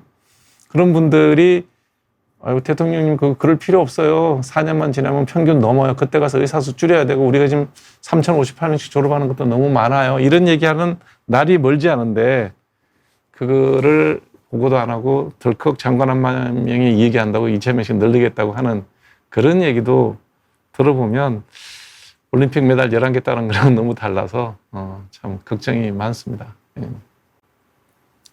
하여튼 여러분들이 향후 5년은 아프지 마십시오. 어떻게 하겠습니까? 예. 이거는 명백하게 얘기하지만 잘못된 결정이고 그 피해는 환자들이 지게 되겠죠. 그 다음에 심지어는 뭐 교육받지 않아도 졸업시켜 주겠다. 지금 4학년들 본과학생들이 뭐 예과 본과 할 거 없지만 교육이 전혀 안 되는데 의사 국가고시 봐라. 시험 안 봐도 한 학년 올려주겠다. 아니 F학점 1학점짜리 하나도 F 나오면 유급시키는 게 의과대학 교육인데 이제 대충 뭐 교육을 받든 말든 집단으로 쉬면 졸업도 시켜주고 면허도 주고 그렇게 의사를 많이 뽑을 것 같으면 제가 얘기하잖아요. 2,000명 정원하지 말고 2만 명 정원하십시오. 2만 명. 뭘 그걸 가지고 쫀쫀하게 2,000명씩 정원합니까? 공부 안 하고도 졸업시켜주고 의사면허증 주겠다는데. 레전트 대충 해도 뭐 전문의 시험 보게 해줬다 그러면 2만 명 늘리세요. 빨리빨리. 왜 멍청하게 2,000명밖에 못 늘립니까? 경북대 의대 같은 경우에는 의전은 평가도 안 받기 때문에요. 교육기관에 대한 평가도 안 받기 때문에. 너네들의 교육을 지금 그렇게 2배 이상 뽑아서 학생을 가르치면 어떻게 가르치는지 우리가 한번 평가해보겠다고 의학교육평가원이라는 게 있다 그러더라고요. 거기서 평가하겠더니 우리는 평가 안 받겠대. 그게 경북대 총장이라는 분이 하는 얘기입니다. 그게 교육자가 할 얘기예요. 아유, 참 말하고 있으면 답답합니다. 그래서 제가 다시 얘기하자면 2만 명 늘리십시오. 한 해 2만 명 늘려도 지금같이 의사면허증 줄 것 같으면 아무 문제 없습니다. 예. 원하시는 분에게 면허를 2만 명씩 늘려주세요. 시간은 뭐를 2,000명씩 10년을 끕니까? 원래 2만 명 늘려서 내년에 2만 명 늘려 면허증 주면 되지. 공부 안 해도 면허 준다며요. 간단하게 교육시켜서 면허 주시면 돼요. 그렇지 않아요? 제 말이 틀린가요? 이 말이 틀렸으면 2,000명 늘리는 것도 틀린 거예요. 정신 똑바로 차리고 일 똑바로 하든지 아니면 2만 명 늘리든지. 뭘 그렇게 어렵게 생각해요? 말도 안 되는 얘기를 하고 있는 거죠. 네, 전 국민에게 의사 면허증 주고 각자 자기가 약 사 먹고 약 재고 수술하라 그러세요. 그것도 괜찮습니다. 뭐를 그렇게 공부 하나도 면허증 준다며요. 옛날 같으면 무조건 다 유급이에요. 우리 땐 1학점짜리 하나만 떨어져도 다 유급이었어요. 아연 샴푸가 뭐 여기 나오는데 뭐 지루성 두피염에 쓰는 것 같더라고요. 그렇다고 해서 그거 갖고 다 해결되지는 않을 겁니다. 네. 자주 씻는 수밖에 없고 피지가 많을 때는 피지 억제제 먹는 것도 한 가지 방법이에요. 네. 팔 접히는 부분에 지방이 뭉쳐져 있다. 팔 접히는 부분에 지방이 뭉쳐져 있다. 이거 지방 아닐 가능성이 많아. 여기 지방종 생기는 경우가 굉장히 드물고요. 여기에 뭐가 뭉쳐졌다 그러면 인대가 있거든요. 인대에 생기는 갱그리온이라는 병일 가능성이 많아요. 일단 정형외과 한번 가보세요. 여기 팔 안쪽에 접히는 부분에 뭐가 만져지면 인대에 생긴 갱그리온 가능성이 많아요. 여드름 치료는 여드름이 다 없어지고 바르는 약으로 1년 이상 잘 컨트롤 될 때 흉터 치료 한번 생각해 보시면 돼요. 고관절에는 오십견 같은 문제는 잘 안 와요. 근데 고관절에 문제가 생기고 거기가 아프다 그러면 훨씬 더 심각합니다. 예. 그래서 고관절 부위에 통증이 심하고 걷기가 힘들다 그러면 반드시 정형외과로 가봐야 되는데 무혈성 그 골두 괴사 이런 것들이 있거든요. 예. 그러면 그건 아주 심각해요. 예. 네, 수란타라 연고는 저기 주사성 여드름, 주사성 피부염, 주사 피부염이 있는 경우에는 계속 바르셔도 됩니다. 접촉성 피부염에 세레스톤 G 쓰는 거는 닭 잡는데 도끼 휘두르는 거예요. 그러니까 어느 부위에 생기는지 다르겠지만 얼굴에는 쓰는 약 아니에요. 팔다리에는 세레스톤 G 발라도 돼요.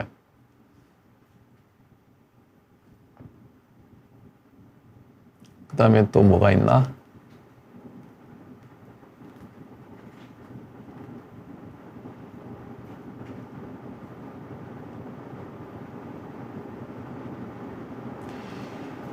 고등학생인데 뒷머리 정수가 가늘다. 그 유전적 탈모일 거예요. 스트레스하고 상관없습니다. 지금 로게인부터 바르세요. 고등학생이면 의사 처방 필요 없으니까 약국 가서 로게인 사서 하루에 2번씩 꼬박꼬박 쓰세요.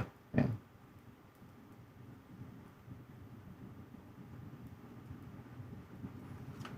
의대 공부법이요.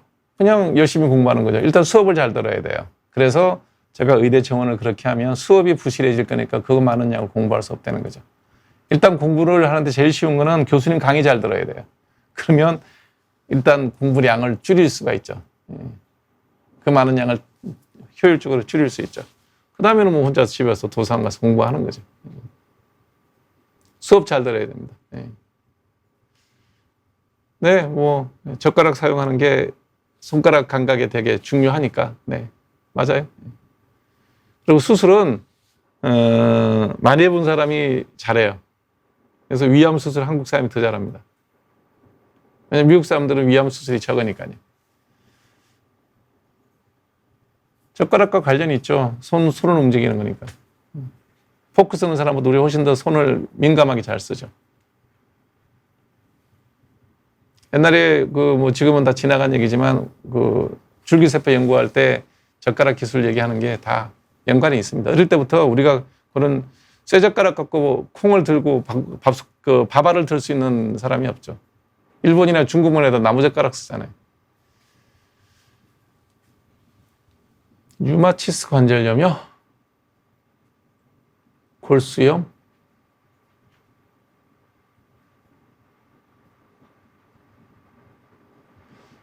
류마티스 관절염이 골수염이면 정형외과에서도 굉장히 까다로워할 텐데요. 주치의를 정해 놓으시고 이런 데서 상담할 게 아니라 주치의를 잘 정해서 상담을 하시는 게 낫겠죠.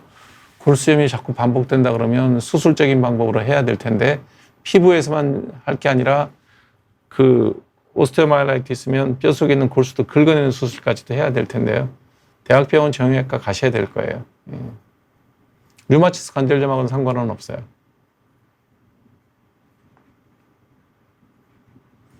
옆머리에 땜빵 생겼다 그러면 원형 탈모증이 아니면 옛날에 무슨 감염이 있어 흉터가 생긴 걸 거예요. 어릴 때 생겨서 안 없어지고 그대로 있다 그러면 흉터예요. 아니고 그냥 왔다 갔다 하면서 머리가 나고 또 빠지고 그러면 원형 탈모증이에요. 그거는 봐야 되겠죠. 뭐 2번 감든 3번 감든 기름 많이 나오는 사람은 자주 감아도 돼요. 곰보 짜고 뭘 해도 싹 좋아지지는 않아요. 조금 올라올 수는 있어요. 한 30% 정도. 네. 주습지는 손을 많이 써서 그래요. 물리를 많이 쓰니까 물리를 하지 말아야 되고 제발 화장실 갈 때 손 씻지 마세요. 너무 많이 씻어서 생긴 병이니까. 팔꿈치에 건선 생기는 경우가 드물어요. 팔꿈치에 뭐가 생겼다고 건선일 가능성이 드물어요. 진단부터 새로 받아보셔야 돼요.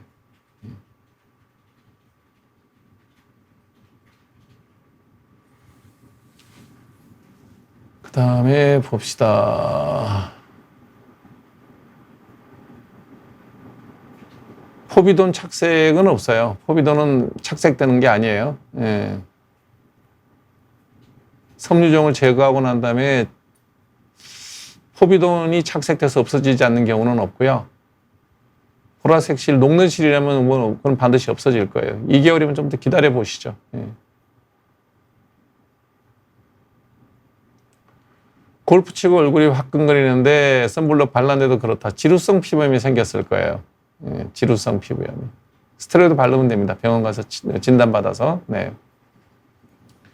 미국에서는 우리나라 같이 이렇게 공격적으로 내시경 검사하지 않습니다. 예, 우리는 위내시경, 장내시경 2년, 4년마다 하는 것 같은데, 예, 안 들어가요. 맞아요. 예.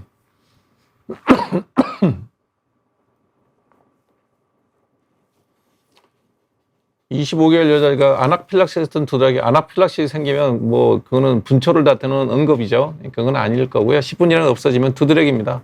갈 필요 없죠. 다 없어졌는데요. 키미는 바르는 약 바르는 것밖에 방법이 없습니다. 없어지지는 않아요. 흐려지는 걸로 만족하고 살아야 돼요. 종아리 튼 살은 병원 가도 치료 방법 없습니다. 그것도 체질적으로 생기는 거예요. 예, 그렇기 때문에 시간 지나면 희게 변하긴 하는데 특별한 방법은 없어요. 예.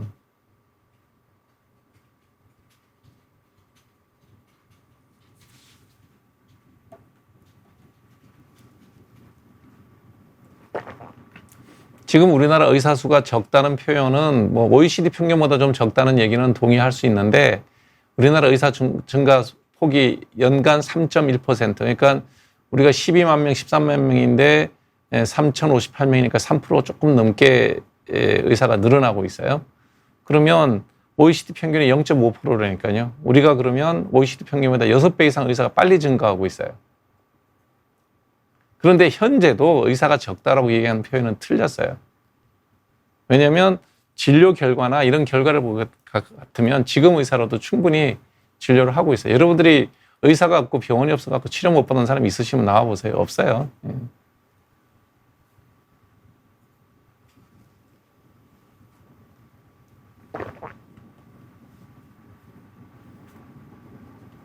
공부를 잘하거나 그러진 않아요. 저는 뭐 그냥 보통에서 조금 낫다 요 정도 공부하죠. 예.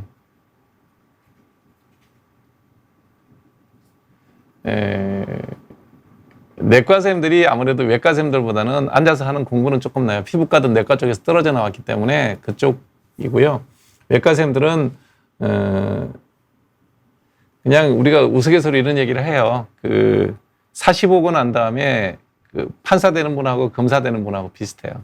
성격적인 면이 되게 많아요. 성격적으로 이제 활동성이고 그다음에 가부가 빠르고 판단이 예리하고 이런 사람들이 외과를 하고요. 사색을 많이 하고 고민을 많이 하는 사람들은 내과하고 좀 그런 쪽이에요. 근데 실제로 우리 때는 뭐 그 공부 제일 잘했던 친구가 신경외과를 했나 아마 그럴 거요. 신경외과, 흉부외과, 심장내과 이런 데는 공부 잘하는 사람들이 많이 갔어요. 튼살은 지금 처음 생겼을 땐 뻘건데 나중에 이러면 하얗게 돼요. 희게 되면 뭐 크게 문제될 건 없습니다. 예, 미국은 위암보다 대장 내시경을 많이 하죠. 네. 그러니까 내과 선생님들은 기본적으로 꼼꼼해야 내과를 해요. 그러니까 똑같은 데이터를 갖고도 해석하는 방법이 외과 선생님들은 일도양단이에요. 왜냐하면 그래야 수술을 하거든요. 근데 군대로 치면 또 이렇게 얘기하면 되겠다. 사관학교 나온 사람들 중에 야전사령관은 외과고요. 참모부, 합동참모본부에 들어간 사람은 내과예요. 같은 영역이라도 생각을 많이 하고 신중하게 판단해야 되는 게 있고, 야전군 사령관이 앉아갖고 어떤 뭐 포탄 날라오는데 거기 앉아갖고 야, 저 포탄이 몇 도 각도에서 어디로 오니 어떻게 되냐 이거 뭐 계산해봐 이런 얘기 안 하거든요. 바로 공격이죠. 예. 그러니까 그거는 성향의 문제라는 거죠. 똑같은 공부를 했는데 신속, 정확, 빨리 그러면 외과, 천천히, 차분히 한 번 더 뭐 이러면 내과 이런 쪽이라고 보시면 돼요.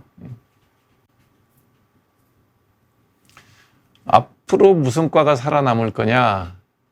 이제 이런 얘기들을 많이 하죠. 지금 AI가 생기고 로봇가 생기면 뭐 의사도 없어진다, 뭐 이런 얘기를 하지만 우리가 로봇가 아닌데 그게 로봇가 결정한 거에 따라서 할까요? 예를 들면 우리가 이제 국회의원을 뽑고 대통령을 뽑는 선거를 하잖아요. 그거 AI가 하라 그러면 더 정확하게 잘할 거예요. 대한민국을 위해서 어떤 사람이 되는 것이 훨씬 더 좋다라고 판단해 주는 거 AI가 더 낫지 않을까요? 여러분들 투표권 다 반납하시고 앞으로 AI가 정해주는 사람을 대통령으로 뽑고 국회의원을 뽑는 거에 동의하십니까? 안 하잖아요. 병원도 똑같을 거고 변호사도 똑같을 거라는 거예요. 그래서 AI가 많은 변화를 세상 삶에 많은 변화를 가져오기는 하겠지만 없어지진 않을 거다. 예를 들면 로봇가 수술을 하고 AI가 약을 처방하는 시대가 온다 하더라도 그걸 검증하고 사인을 하고 체크해 주는 사람은 반드시 의료인이 있을 거다. 예, 라고 생각하는 게 맞을 거예요. 그래서 너무 그런 거에 미래에 대한 너무 지나친 뭐 걱정, 예측보다는 현실에 충실하게 내가 하고 있는 공부를 하면 하게 되지 않을까. 비인기과만 AI가 한다 그렇지는 않죠. 예. 누가 하든 뭐 다 똑같아요. 그리고 우리나라에서 인기과, 비인기과 하는 문제는 우리나라의 의료 제도가 주는 그 독특한 시스템 때문에 그래요. 제가 이 자리에서 요거들 얘기 하나 또 할까요? 예, 재밌는 얘기 해드릴게요. 현재 인기과라고 하는 데가 이제 보험이 안 돼서 돈을 버는 거예요. 의료보험이 안 되니까 돈을 버는 거거든요. 의료보험이 되는 의료보험만 있는 과가 소아과예요. 소아과는 의료보험이 안 되는 게 하나도 없어요. 그러니까 환자는 많고, 그다음 보호자는 또 환자가 혼자 오지는 않죠. 어린아이를 데리고 오면 보호자가 최소한 2 내지 3이에요. 그럼 그 사람들이 다 알아들 때까지 설명해야 돼.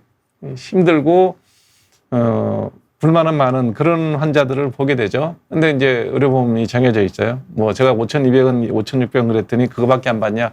예, 초진 환자 17,610원 받습니다. 환자 한 명당 17,610명 10원을 받으면 소아과가 뭐 100명 보기도 힘들지만 계산 편하게 100명이면 하루에 176만 1,000원을 벌겠네요. 예. 맞나요? 176만 176만 1,000원을 벌겠네요. 매일 그렇게 벌면 부자 아니냐? 좋아요. 그러면 계산해서 150만 원 정도 번다고 가정해요. 20일 일하잖아요. 요즘 다 뭐 주 5일제니까 20일 일하면 3천만 원 정도 나올 거예요. 그러면 간호사가 최소한 4명은 있어야 될 거예요. 소아과에서는. 4명 있으면 간호사 월급 아무리 적게 줘도 250만 원, 300만 원이에요. 그 얼마예요? 250만 원, 300만 원, 4명. 250 하면 4명 1000만 원이네. 임대료 최소 500 나갈 거예요. 그럼 1500 나가야 돼요. 그럼 남는 게 1500이나 되지 않냐? 그 건물 인테리어하고 건물 세팅하는 데 들어간 게 요즘 다 리스를 해요. 리스를 내고 나면 얼마 남아요? 그다음에 여러 가지 또 내야 될 게 많죠. 그래서 이제 어찌됐든 한 1000만 원 남았다고 쳐요. 1000만 원 남으면 세금 40% 내야 될 거예요. 그러면 1년에 한 6, 7천 남을 거예요. 한 달에 5, 600만 원짜리 월급쟁이하고 비슷해지는 겁니다. 그러니 극과를 안 하려고 그러는 게 당연하죠. 비보험이 되는 게 이제 대부분 성형외과, 뭐 몽땅 비보험이죠. 수술을, 예를 들어서 뭐 쌍꺼풀 수술하면 250만 원 뭐 그렇게 받는 것 같더라고요. 그 다음에 뭐 턱강릉 수술하면 1000만 원씩, 2000만 원씩 받아요. 똑같은 수술에도 그 돈을 벌면 그걸 하려고 드는 거죠. 그래서 현재 우리나라의 의료 문제를 해결하면 제일 좋은 게 뭐냐면 비보험을 싹 없애버리는 거예요. 전부 의료보험 해주면 됩니다. 전부. 성형외과 수술도 국가에서 의료보험을 해주면 의료보험 수가를 정할 수가 있죠. 그러면 심장 수술하는데 들어가는 비용이 얼마라고 지금 잘 모르겠지만 보험 책정된 게 있을 거예요. 그걸 기준으로 해서 뭐 성형 수술하는 것도 다 의료보험 적용하면 돼요. 그럼 어떻게 되겠어요? 수가가 뚝 떨어지겠죠. 대신에 이제 의료비는 좀 늘긴 하겠지만 성형 수술도 의료보험 해주면 됩니다. 그러면 그 과를 다 안 갈 거고 에휴 이거 하나 저거 하나 수입이 똑같으면 소아과도 해야 되겠다 이럴 수는 있겠죠. 피부과도 매한가지고 레이저 수술까지도 다 의료보험 해주면 돼요. 몽땅 의료보험으로 수가를 묶어버리면 됩니다. 그럴 수 있으면 좋겠죠. 그럼 지금 있는 그에서 뭐 소아과쌤이 적지 않아요. 소아과쌤은 4배인가 늘어났어요. 그 선생님들이 다시 소아과 진료할 거예요. 뭐하러 뭐 신경 쓰는 미용 성형을 하겠어요. 스트레스 많이 받는데 그건. 페이닥터가 1000인데 개원이가 어떻게 500이 나오냐. 페이닥터를 쓰지 못하는 게 소아과입니다. 페이닥을 쓰는 데가 이제 미용 성형 하는 데고 비보험이 많은 데예요. 여러분들이 대한민국 의사가 전부 미용 성형하고 살지는 않잖아요. 대다수의 의사는 뇌배산수를 하잖아요. 그리고 의사가 돈을 좀 더 버는 게 그렇게 배가 아프면 제가 배가 아프면 얘기하잖아. 2만 명 뽑으라고. 왜 2,000명밖에 안 뽑아? 정말 답답해요. 네. 많이 뽑으세요. 많이 뽑으세요. 저는 2,000명 뽑는 거에 대해서 불만입니다. 아예 2만 명 뽑으세요.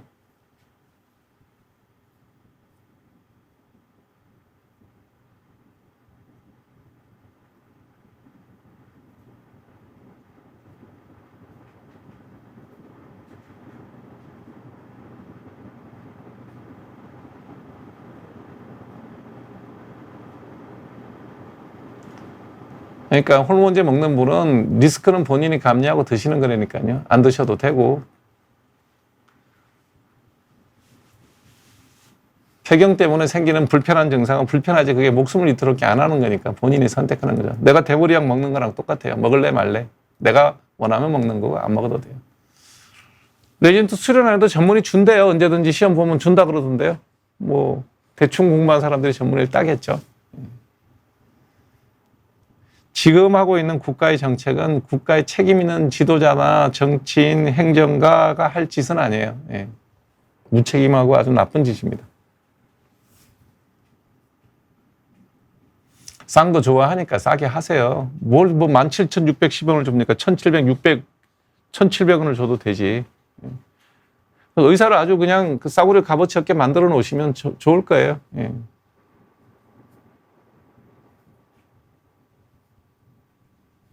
의존원이 없어지는 이유는 의존원이 입학하는 과정 중에 그거 굉장히 투명할 거라고 생각해서 노무현 정부 때인가 그때 만든 정책일 거예요. 뽑아놨더니 별로 마음에 안 드는 거예요. 교육을 시켜보니. 그래서 아마 의존원이 대부분 없어지는 추세일 거예요. 자세하게 저도 국가의료 정책을 신경 쓰는 사람이 아니니까 내용은 모르겠는데 의존원이 없어지는 추세더라고요. 왜냐하면 뽑아봤더니 처음 그렇게 생각했던 것처럼 그런 게 아니더라. 의전원 출신의 그 학생들의 그 배경들을 한번 조사해 보시면 뭐 재밌는 현상들이 많을 거예요. 조사를 안 해서 그렇지. 아휴, 뭐 여기서 말 못할 여러 가지 비리들도 많아요. 네.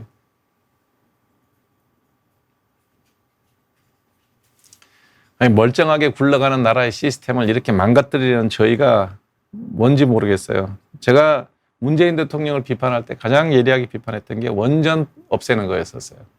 미친 짓이다라고 제가 얘기를 했던 적이 있는데, 현재 상황에서 지구온난화를 막을 수 있는, 그리고 늘어나는 전기 수요를 감당할 수 있는 방법이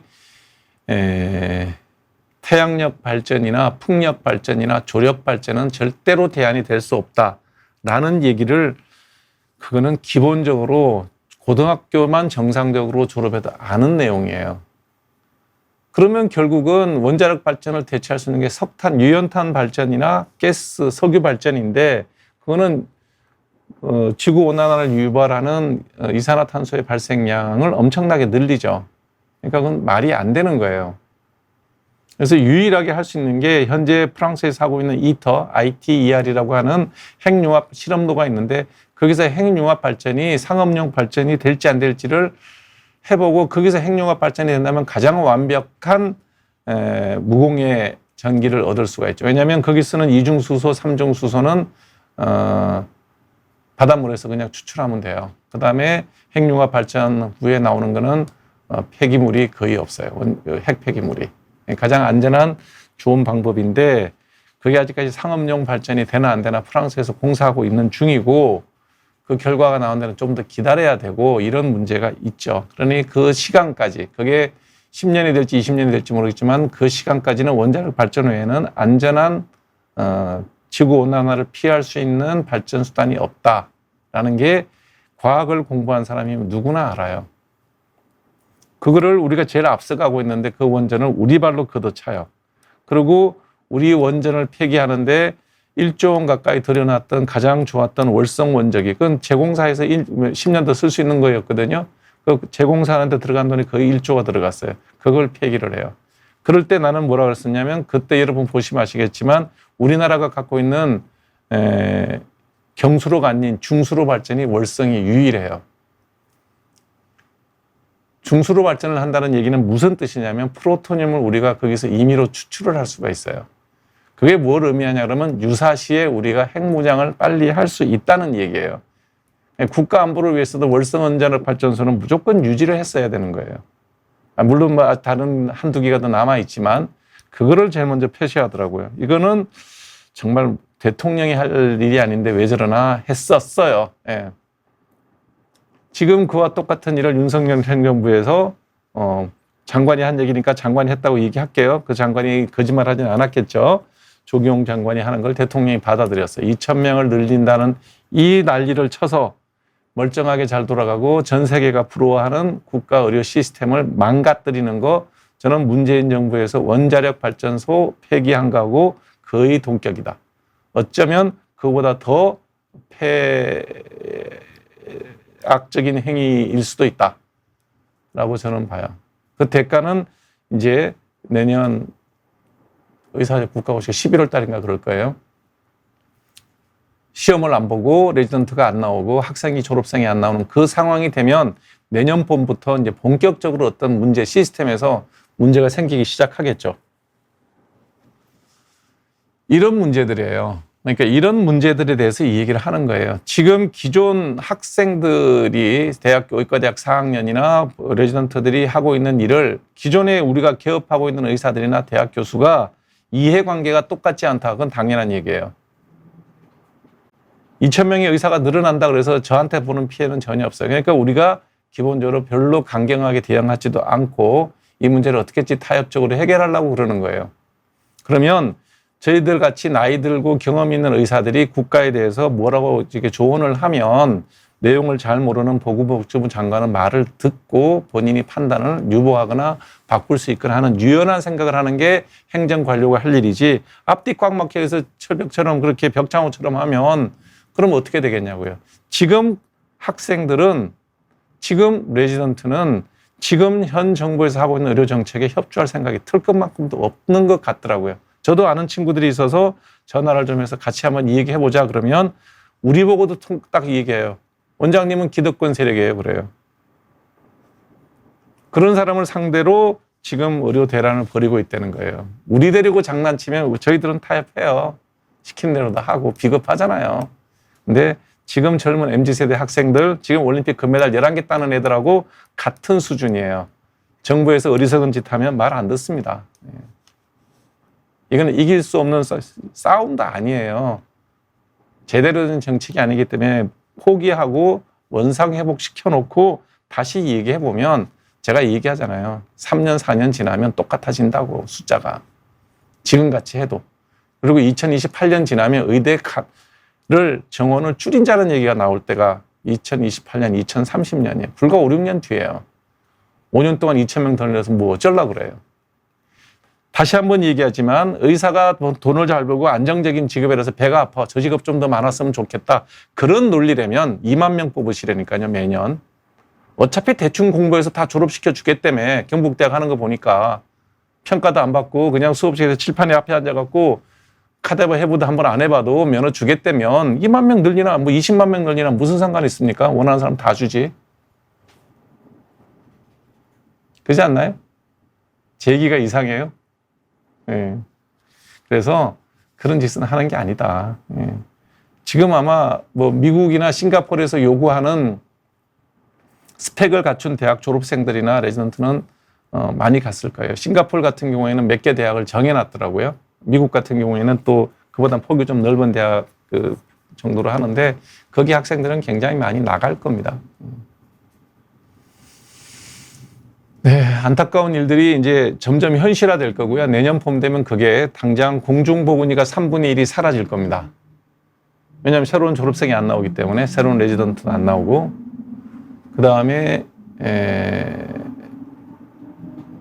군의관 제대하고 나면 그 길을 채울 수 있는 방법도 없죠. 신규가 안 나오니까. 네. 그 다음에 몇 년 전부터 제가 늘 가끔 사석에서 했던 얘기인데 의과대학 들어가는 사람들이 공중보건의를 지망하지 않고 사병으로 갑니다.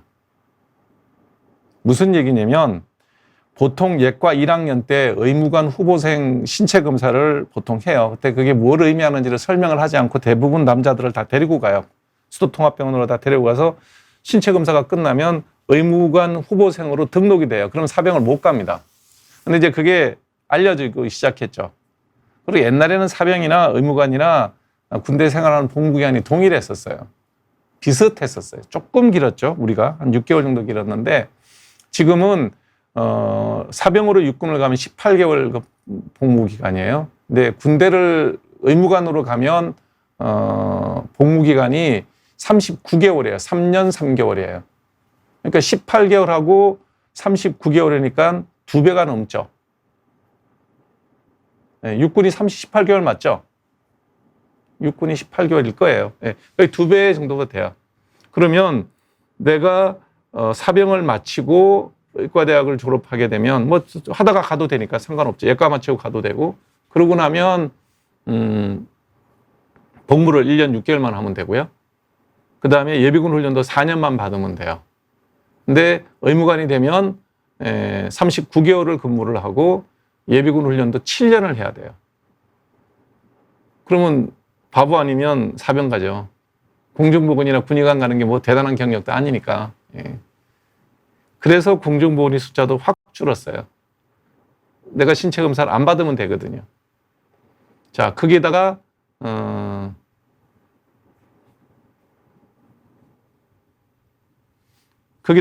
이제 졸업생까지 안 나와요. 그럼 이제 어떻게 할 건지. 이런 문제들에 대한 고민들은 전혀 없어요. 그냥 뭐 명령만 하면 통한다고 생각하는데 우리 세대는 그게 다 나라에서 시키면 네 그랬죠. 지금 젊은 세대들이 부당한 명령에 대해서 절대로 따라가지 않습니다. 네, 네 맞네요. 네, 군의관 38개월, 육군 18개월. 네, 그러면 뭐 2배가 넘네요. 그러니 빨리 끝내고 예비군 훈련도 빨리 끝내고 그렇게 낫겠죠. 네. 그래서 안 간다는 거죠. 이거 뭐 할 방법, 극복할 방법이 없을 거예요. 합리적이지 않으면, 이치에 맞지 않으면, 네, 맞지 않을 겁니다.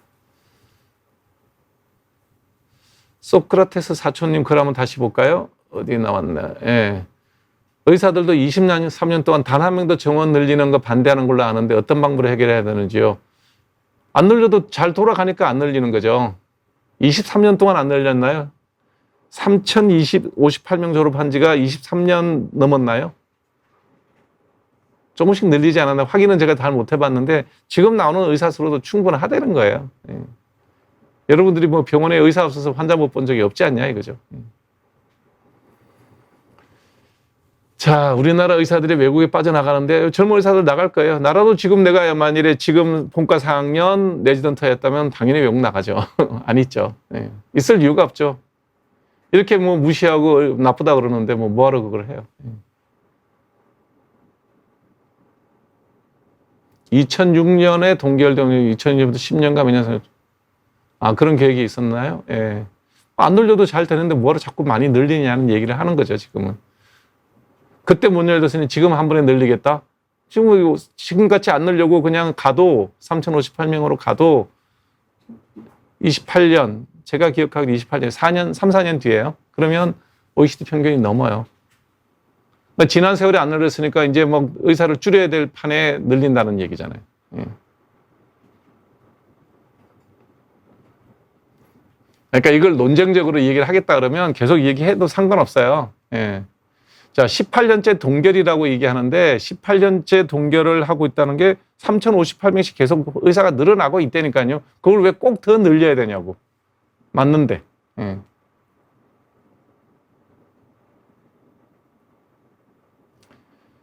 의사가 매년 3,058명이 늘어나고 있는데 그걸 더 늘려야 되는 이유가 뭐냐는 거예요. 지금 충분한데.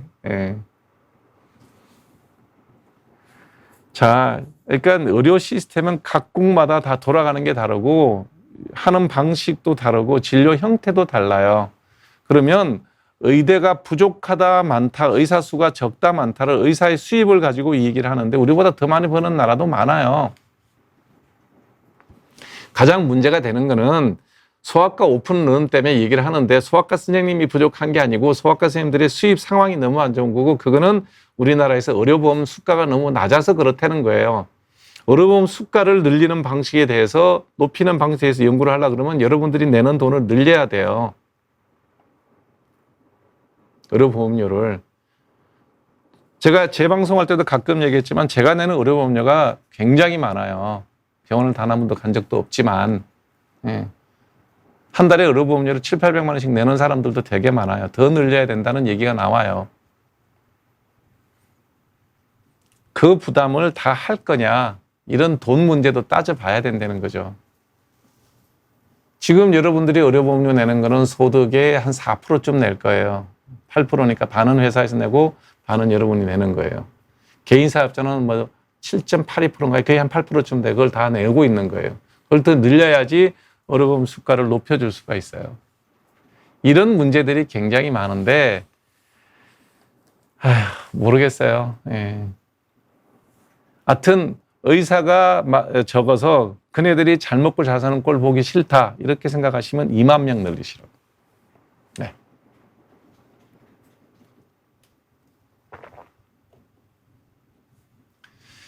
흰머리 나오는데 검은 콩 먹는다고 머리가 검어지지는 않습니다. 아무 근거 없는 그냥 예전에 옛날에 의학적 정보가 없을 때 그런 생각을 했을 뿐이에요. 늙으면 생기는 거고요.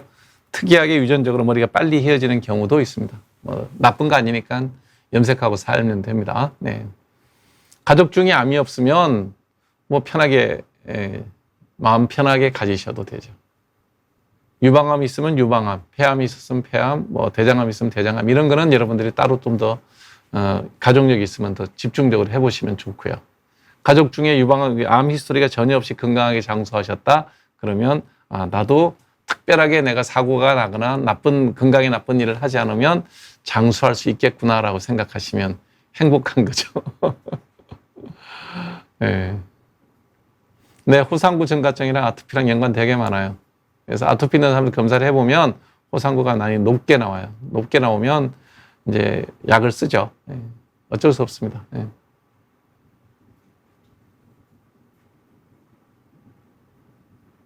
스트레스하고 뭐 큰 상관없습니다. 예.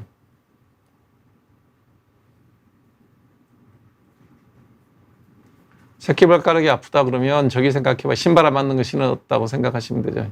제일 하는 거 걷는 거예요. 역시. 예. 저는 뭐 살 빼는데 최고 좋은 거는 걷고 등산하고. 네. 고혈압이 가족력이 있는 게 한 70%, 80%좀 될 거예요. 고지혈증도 가족력이 있는 게 한 60%, 70%쯤 돼요. 갑상선 기능 한진증이 가족력이 있다는 얘기는 제가 내과 수업 시간에 못 들었던 것 같아요. 예. 그러니까 대부분의 모든 질환들이 가족력이 있다. 그래서 내가 조심을 할 때 더 특별히 그 부분은 조심을 해야 된다. 예. 집사람하고 요리하는 거 이번 주 목요일 날 찍을 거예요. 예. 가끔 뭐 한 달에 한두 번씩 찍어요. 예.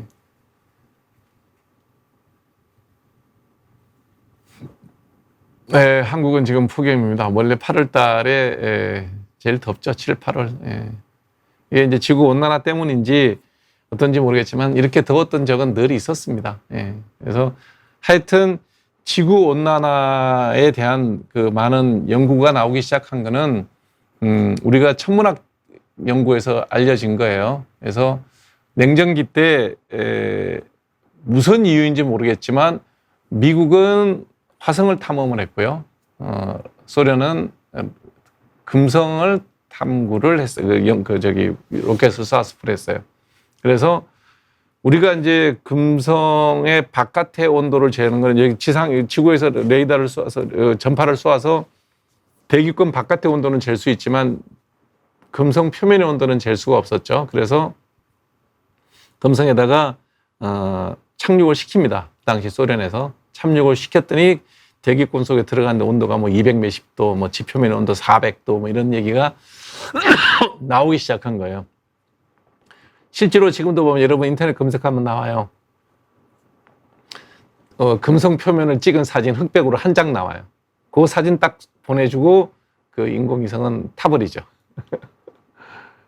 아주 보면 바짝 말라 있는 암석 표면의 형태를 보여주는 사진 한 장이 있습니다.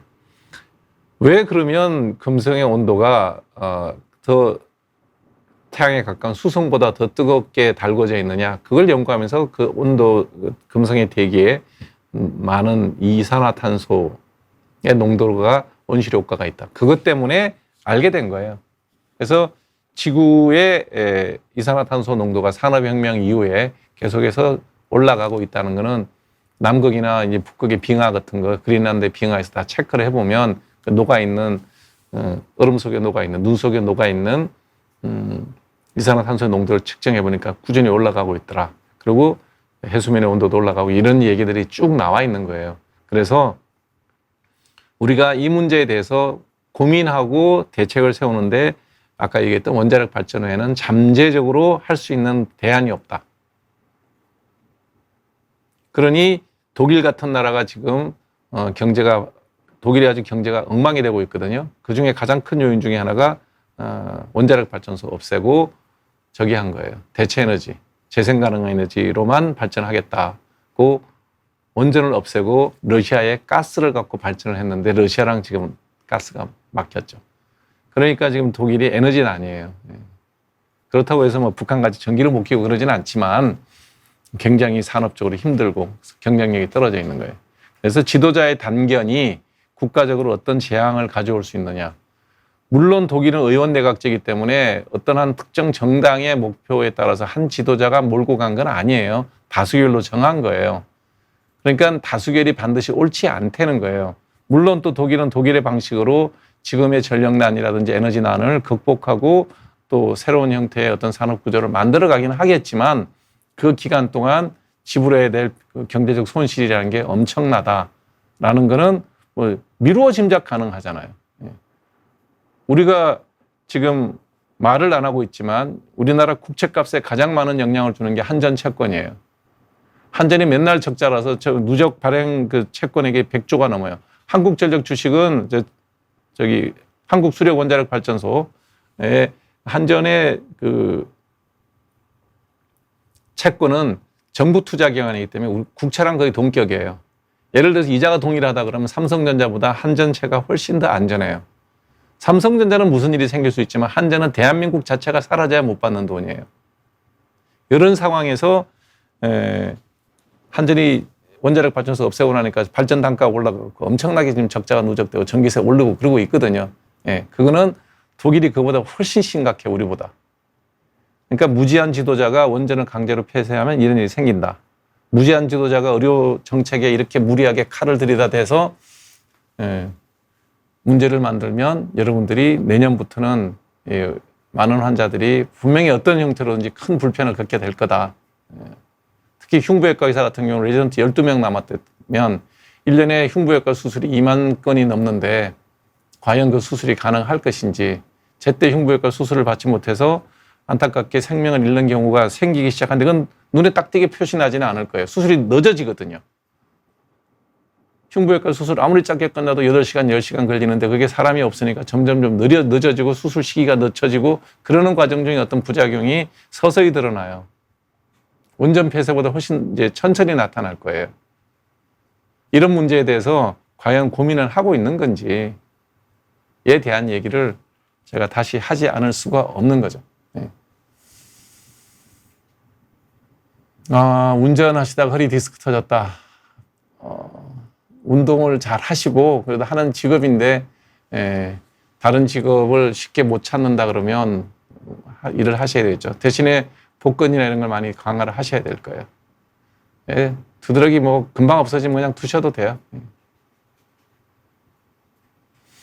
얼굴 피부를 어떻게 배 피부로 만들어요? 얼굴은 맨날 노출돼 있고 배는 하루 종일 가려지고 있는데 그런 꿈 꾸지 마세요. 불가능합니다. BMI 26이면 빼셔야 됩니다. BMI 26이면요, 먹는 양을 절반으로 줄이고 걷는 양을 하루에 한 2만 보 정도 걸으세요. 제가 딱 해보니까 한 달에 7kg 빠지더라고요. 배고파 죽겠습니다. 살 빼는데 제일 좋은 방법은 싹 샌다가 아니고요, 적게 먹고 걷는 거예요. 뛰지는 못하겠더라고요. 다리가 아파서. 26이면 되게 높아요. 단순 BMI만 보지 마시고요. BMI가 26 정도 나오면 인바디를 해보세요. 그게 근육량이 많고 뭐 뼈가 많아서, 뼈가 굵고 근육이 많아서 그런 거면 또 상관없으니까요. 지방량을 한번 체크를 해보시기 바랍니다. 그 다음에 밖에서, 집에서 할 수 있는 운동이 어디 있어요? 밖에 나가야죠. 집에서 어떻게 줄넘기를 해요, 아파트에서? 안 되죠. 나가서 운동하세요. 통풍 치료 하셔야죠. 뭐 통풍 치료가 무릎보다는 되게 발가락 이런 데서 먼저 오는데, 내과 다니셔야 됩니다. 똑같아요. 폼크렌징으로 하나, 비누로 하나. 통풍약은 우리 때는 이제 잘 뭐 내과를 제가 공부를 길게 안 했기 때문에 콜키친 쓰는 걸로 알고 있는데 그거 말고 약 되게 많이 나와 있거든요.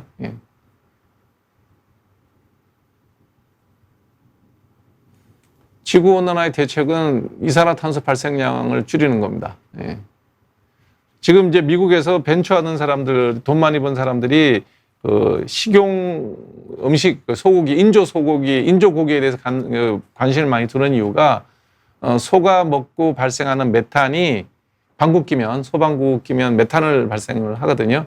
그 메탄의 발생이 CO2에 비해서, 이산화탄소에 비해서 온실 효과가 10몇 배가 높아요. 그래서 이렇게 대량으로 소를 키우는 것도 지구온난화에 굉장히 영향을 많이 미친다. 그래서 뭐 다른 식물이나 재배된 콩이나 이런 걸 이용해서 인조육, 고기 맛이 나는, 식감을 고기 맛이 나게 하는 이런 데 연구를 많이 하고 있는 것도 그런 겁니다. 감기 증상으로 항생제를 먹어야 되나요? 항생제 먹으면 일반적으로 여드름 염증은 좀 가라앉기는 합니다. 발바닥에 열이 나는 거는 염증이 있는지 확인해보고 염증 없으면 뭐 별 문제 없죠. 자반증은 멍드는 거예요. 멍이 왜 드는지는 체크를 해보셔야 됩니다. 영어를 잘하는 분들을 보니까 이분들이 언어 감각이 있는데, 저는 영어를 되게 못했어요. 근데 언어 감각이 있는데 그러니까 영어는 한문과 비슷한 뜻의 의미도 있어요. 라틴에서 온 문장들은 보면. 그래서 단어들을 보면 그러니까 접두어가 있고 접미어가 있고 이런 걸 연결시켜서 단어를 잘 외우는 경우가 있어요. 그래서 어근이 있고 앞에 접두어가 있고 접미어가 있어요. 그 뜻들을 알면 유추해서 단어를 다 외우지 않아도 많이 알게 되는 그런 경우가 있죠. 그래서 라틴어 공부를 조금 하는 것도 좋을 것 같아요. 온난화는 일명 지금같이 온난화로 계속 열이 지구 기온이 올라가면 500년이 안 될 수도 있죠. 뭐 인류 멸망까지는 아니겠지만 인류 문명이 엉망이 되겠죠. 네. 뭐 발라서 괜찮으면 에피디오 폴테 써도 상관없습니다. 섬유 근육통에서는 제가 잘 모르겠어요. 본 적이 없어가지고. 많이 아프다 그러던데. 네. 아마 정형외과나 재활학과에 가서 치료를 받으셔야 될 거예요. 디스크를 막 써도 되는 건 아니고요. 디스크는 그 자체는 뭐 문제가 되지는 않죠. 주변 근육이 좋아야 되죠. 그러니까 척추를 싸고 있는 파라볼테브랄 머슬이라는 거예요. 그런 걸 강화시키는. 그러니까 걷기, 윗몸 일으키기, 달리기 뭐 이런 것들이 다 그렇게 되죠. 거북목은 자세 문제이기 때문에 자세만 교정해서 딱 자리 잡으시면 괜찮습니다. 항암 후에 생겼다, 발토무좀이 올라왔다면 발토무좀일 가능성이 제일 많아요. 예.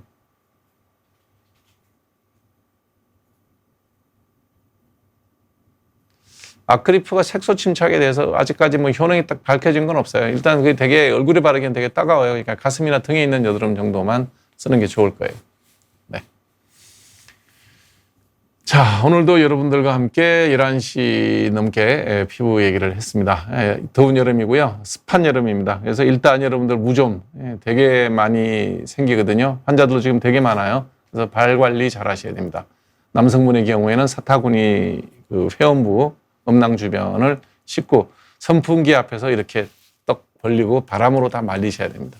말리고 좀 넉넉한 팬티 입으시고 발도 선풍기 앞에서 쩍 벌리고 다 말리셔야 됩니다. 그리고 무좀 있으면 무좀약은 처방받으면 오래 쓸 수 있어요. 하루에 2번 아침 저녁 열심히 바르시면 회음부에 생기는 사타구니 습진 같은 경우에는 한 서너 달, 발 같으면 6개월에서 9개월 정도면 완치가 돼요. 계속 바르셔야 됩니다. 그 다음에 밖에 나가서 야외 활동을 하거나 바닷가에 나가실 때는 자외선 차단제, 양산 이렇게 좀 가리시고 다녀야 됩니다. 네. 그 다음에 저도 그저께 이제 등산 좀 길게 했는데 온 몸이 다 물렸어요. 낮에 걷는데도 숲이고 비가 와서 이제 습하고 그러니까 엄청나게 많이 물렸어요. 그래서 야외에 등산을 가시거나 그럴 때는 좀 더워도 할 수 없습니다. 긴 팔 입고 가십시오. 네. 긴 팔 입고 가니까 긴 바지 입고 가니까 안 물더라고요. 네. 그래서 모기, 그다음에 유해 곤충으로부터 물리는 것 이런 것들을 많이 조심하시면 올여름 건강하게 피부 건강 잘 유지하면서 여름을 날 수 있을 것 같습니다. 네. 행복한 휴가, 행복한 여름, 즐거운 여름 보내시고 다음 주 화요일에 다시 뵙겠습니다. 고맙습니다.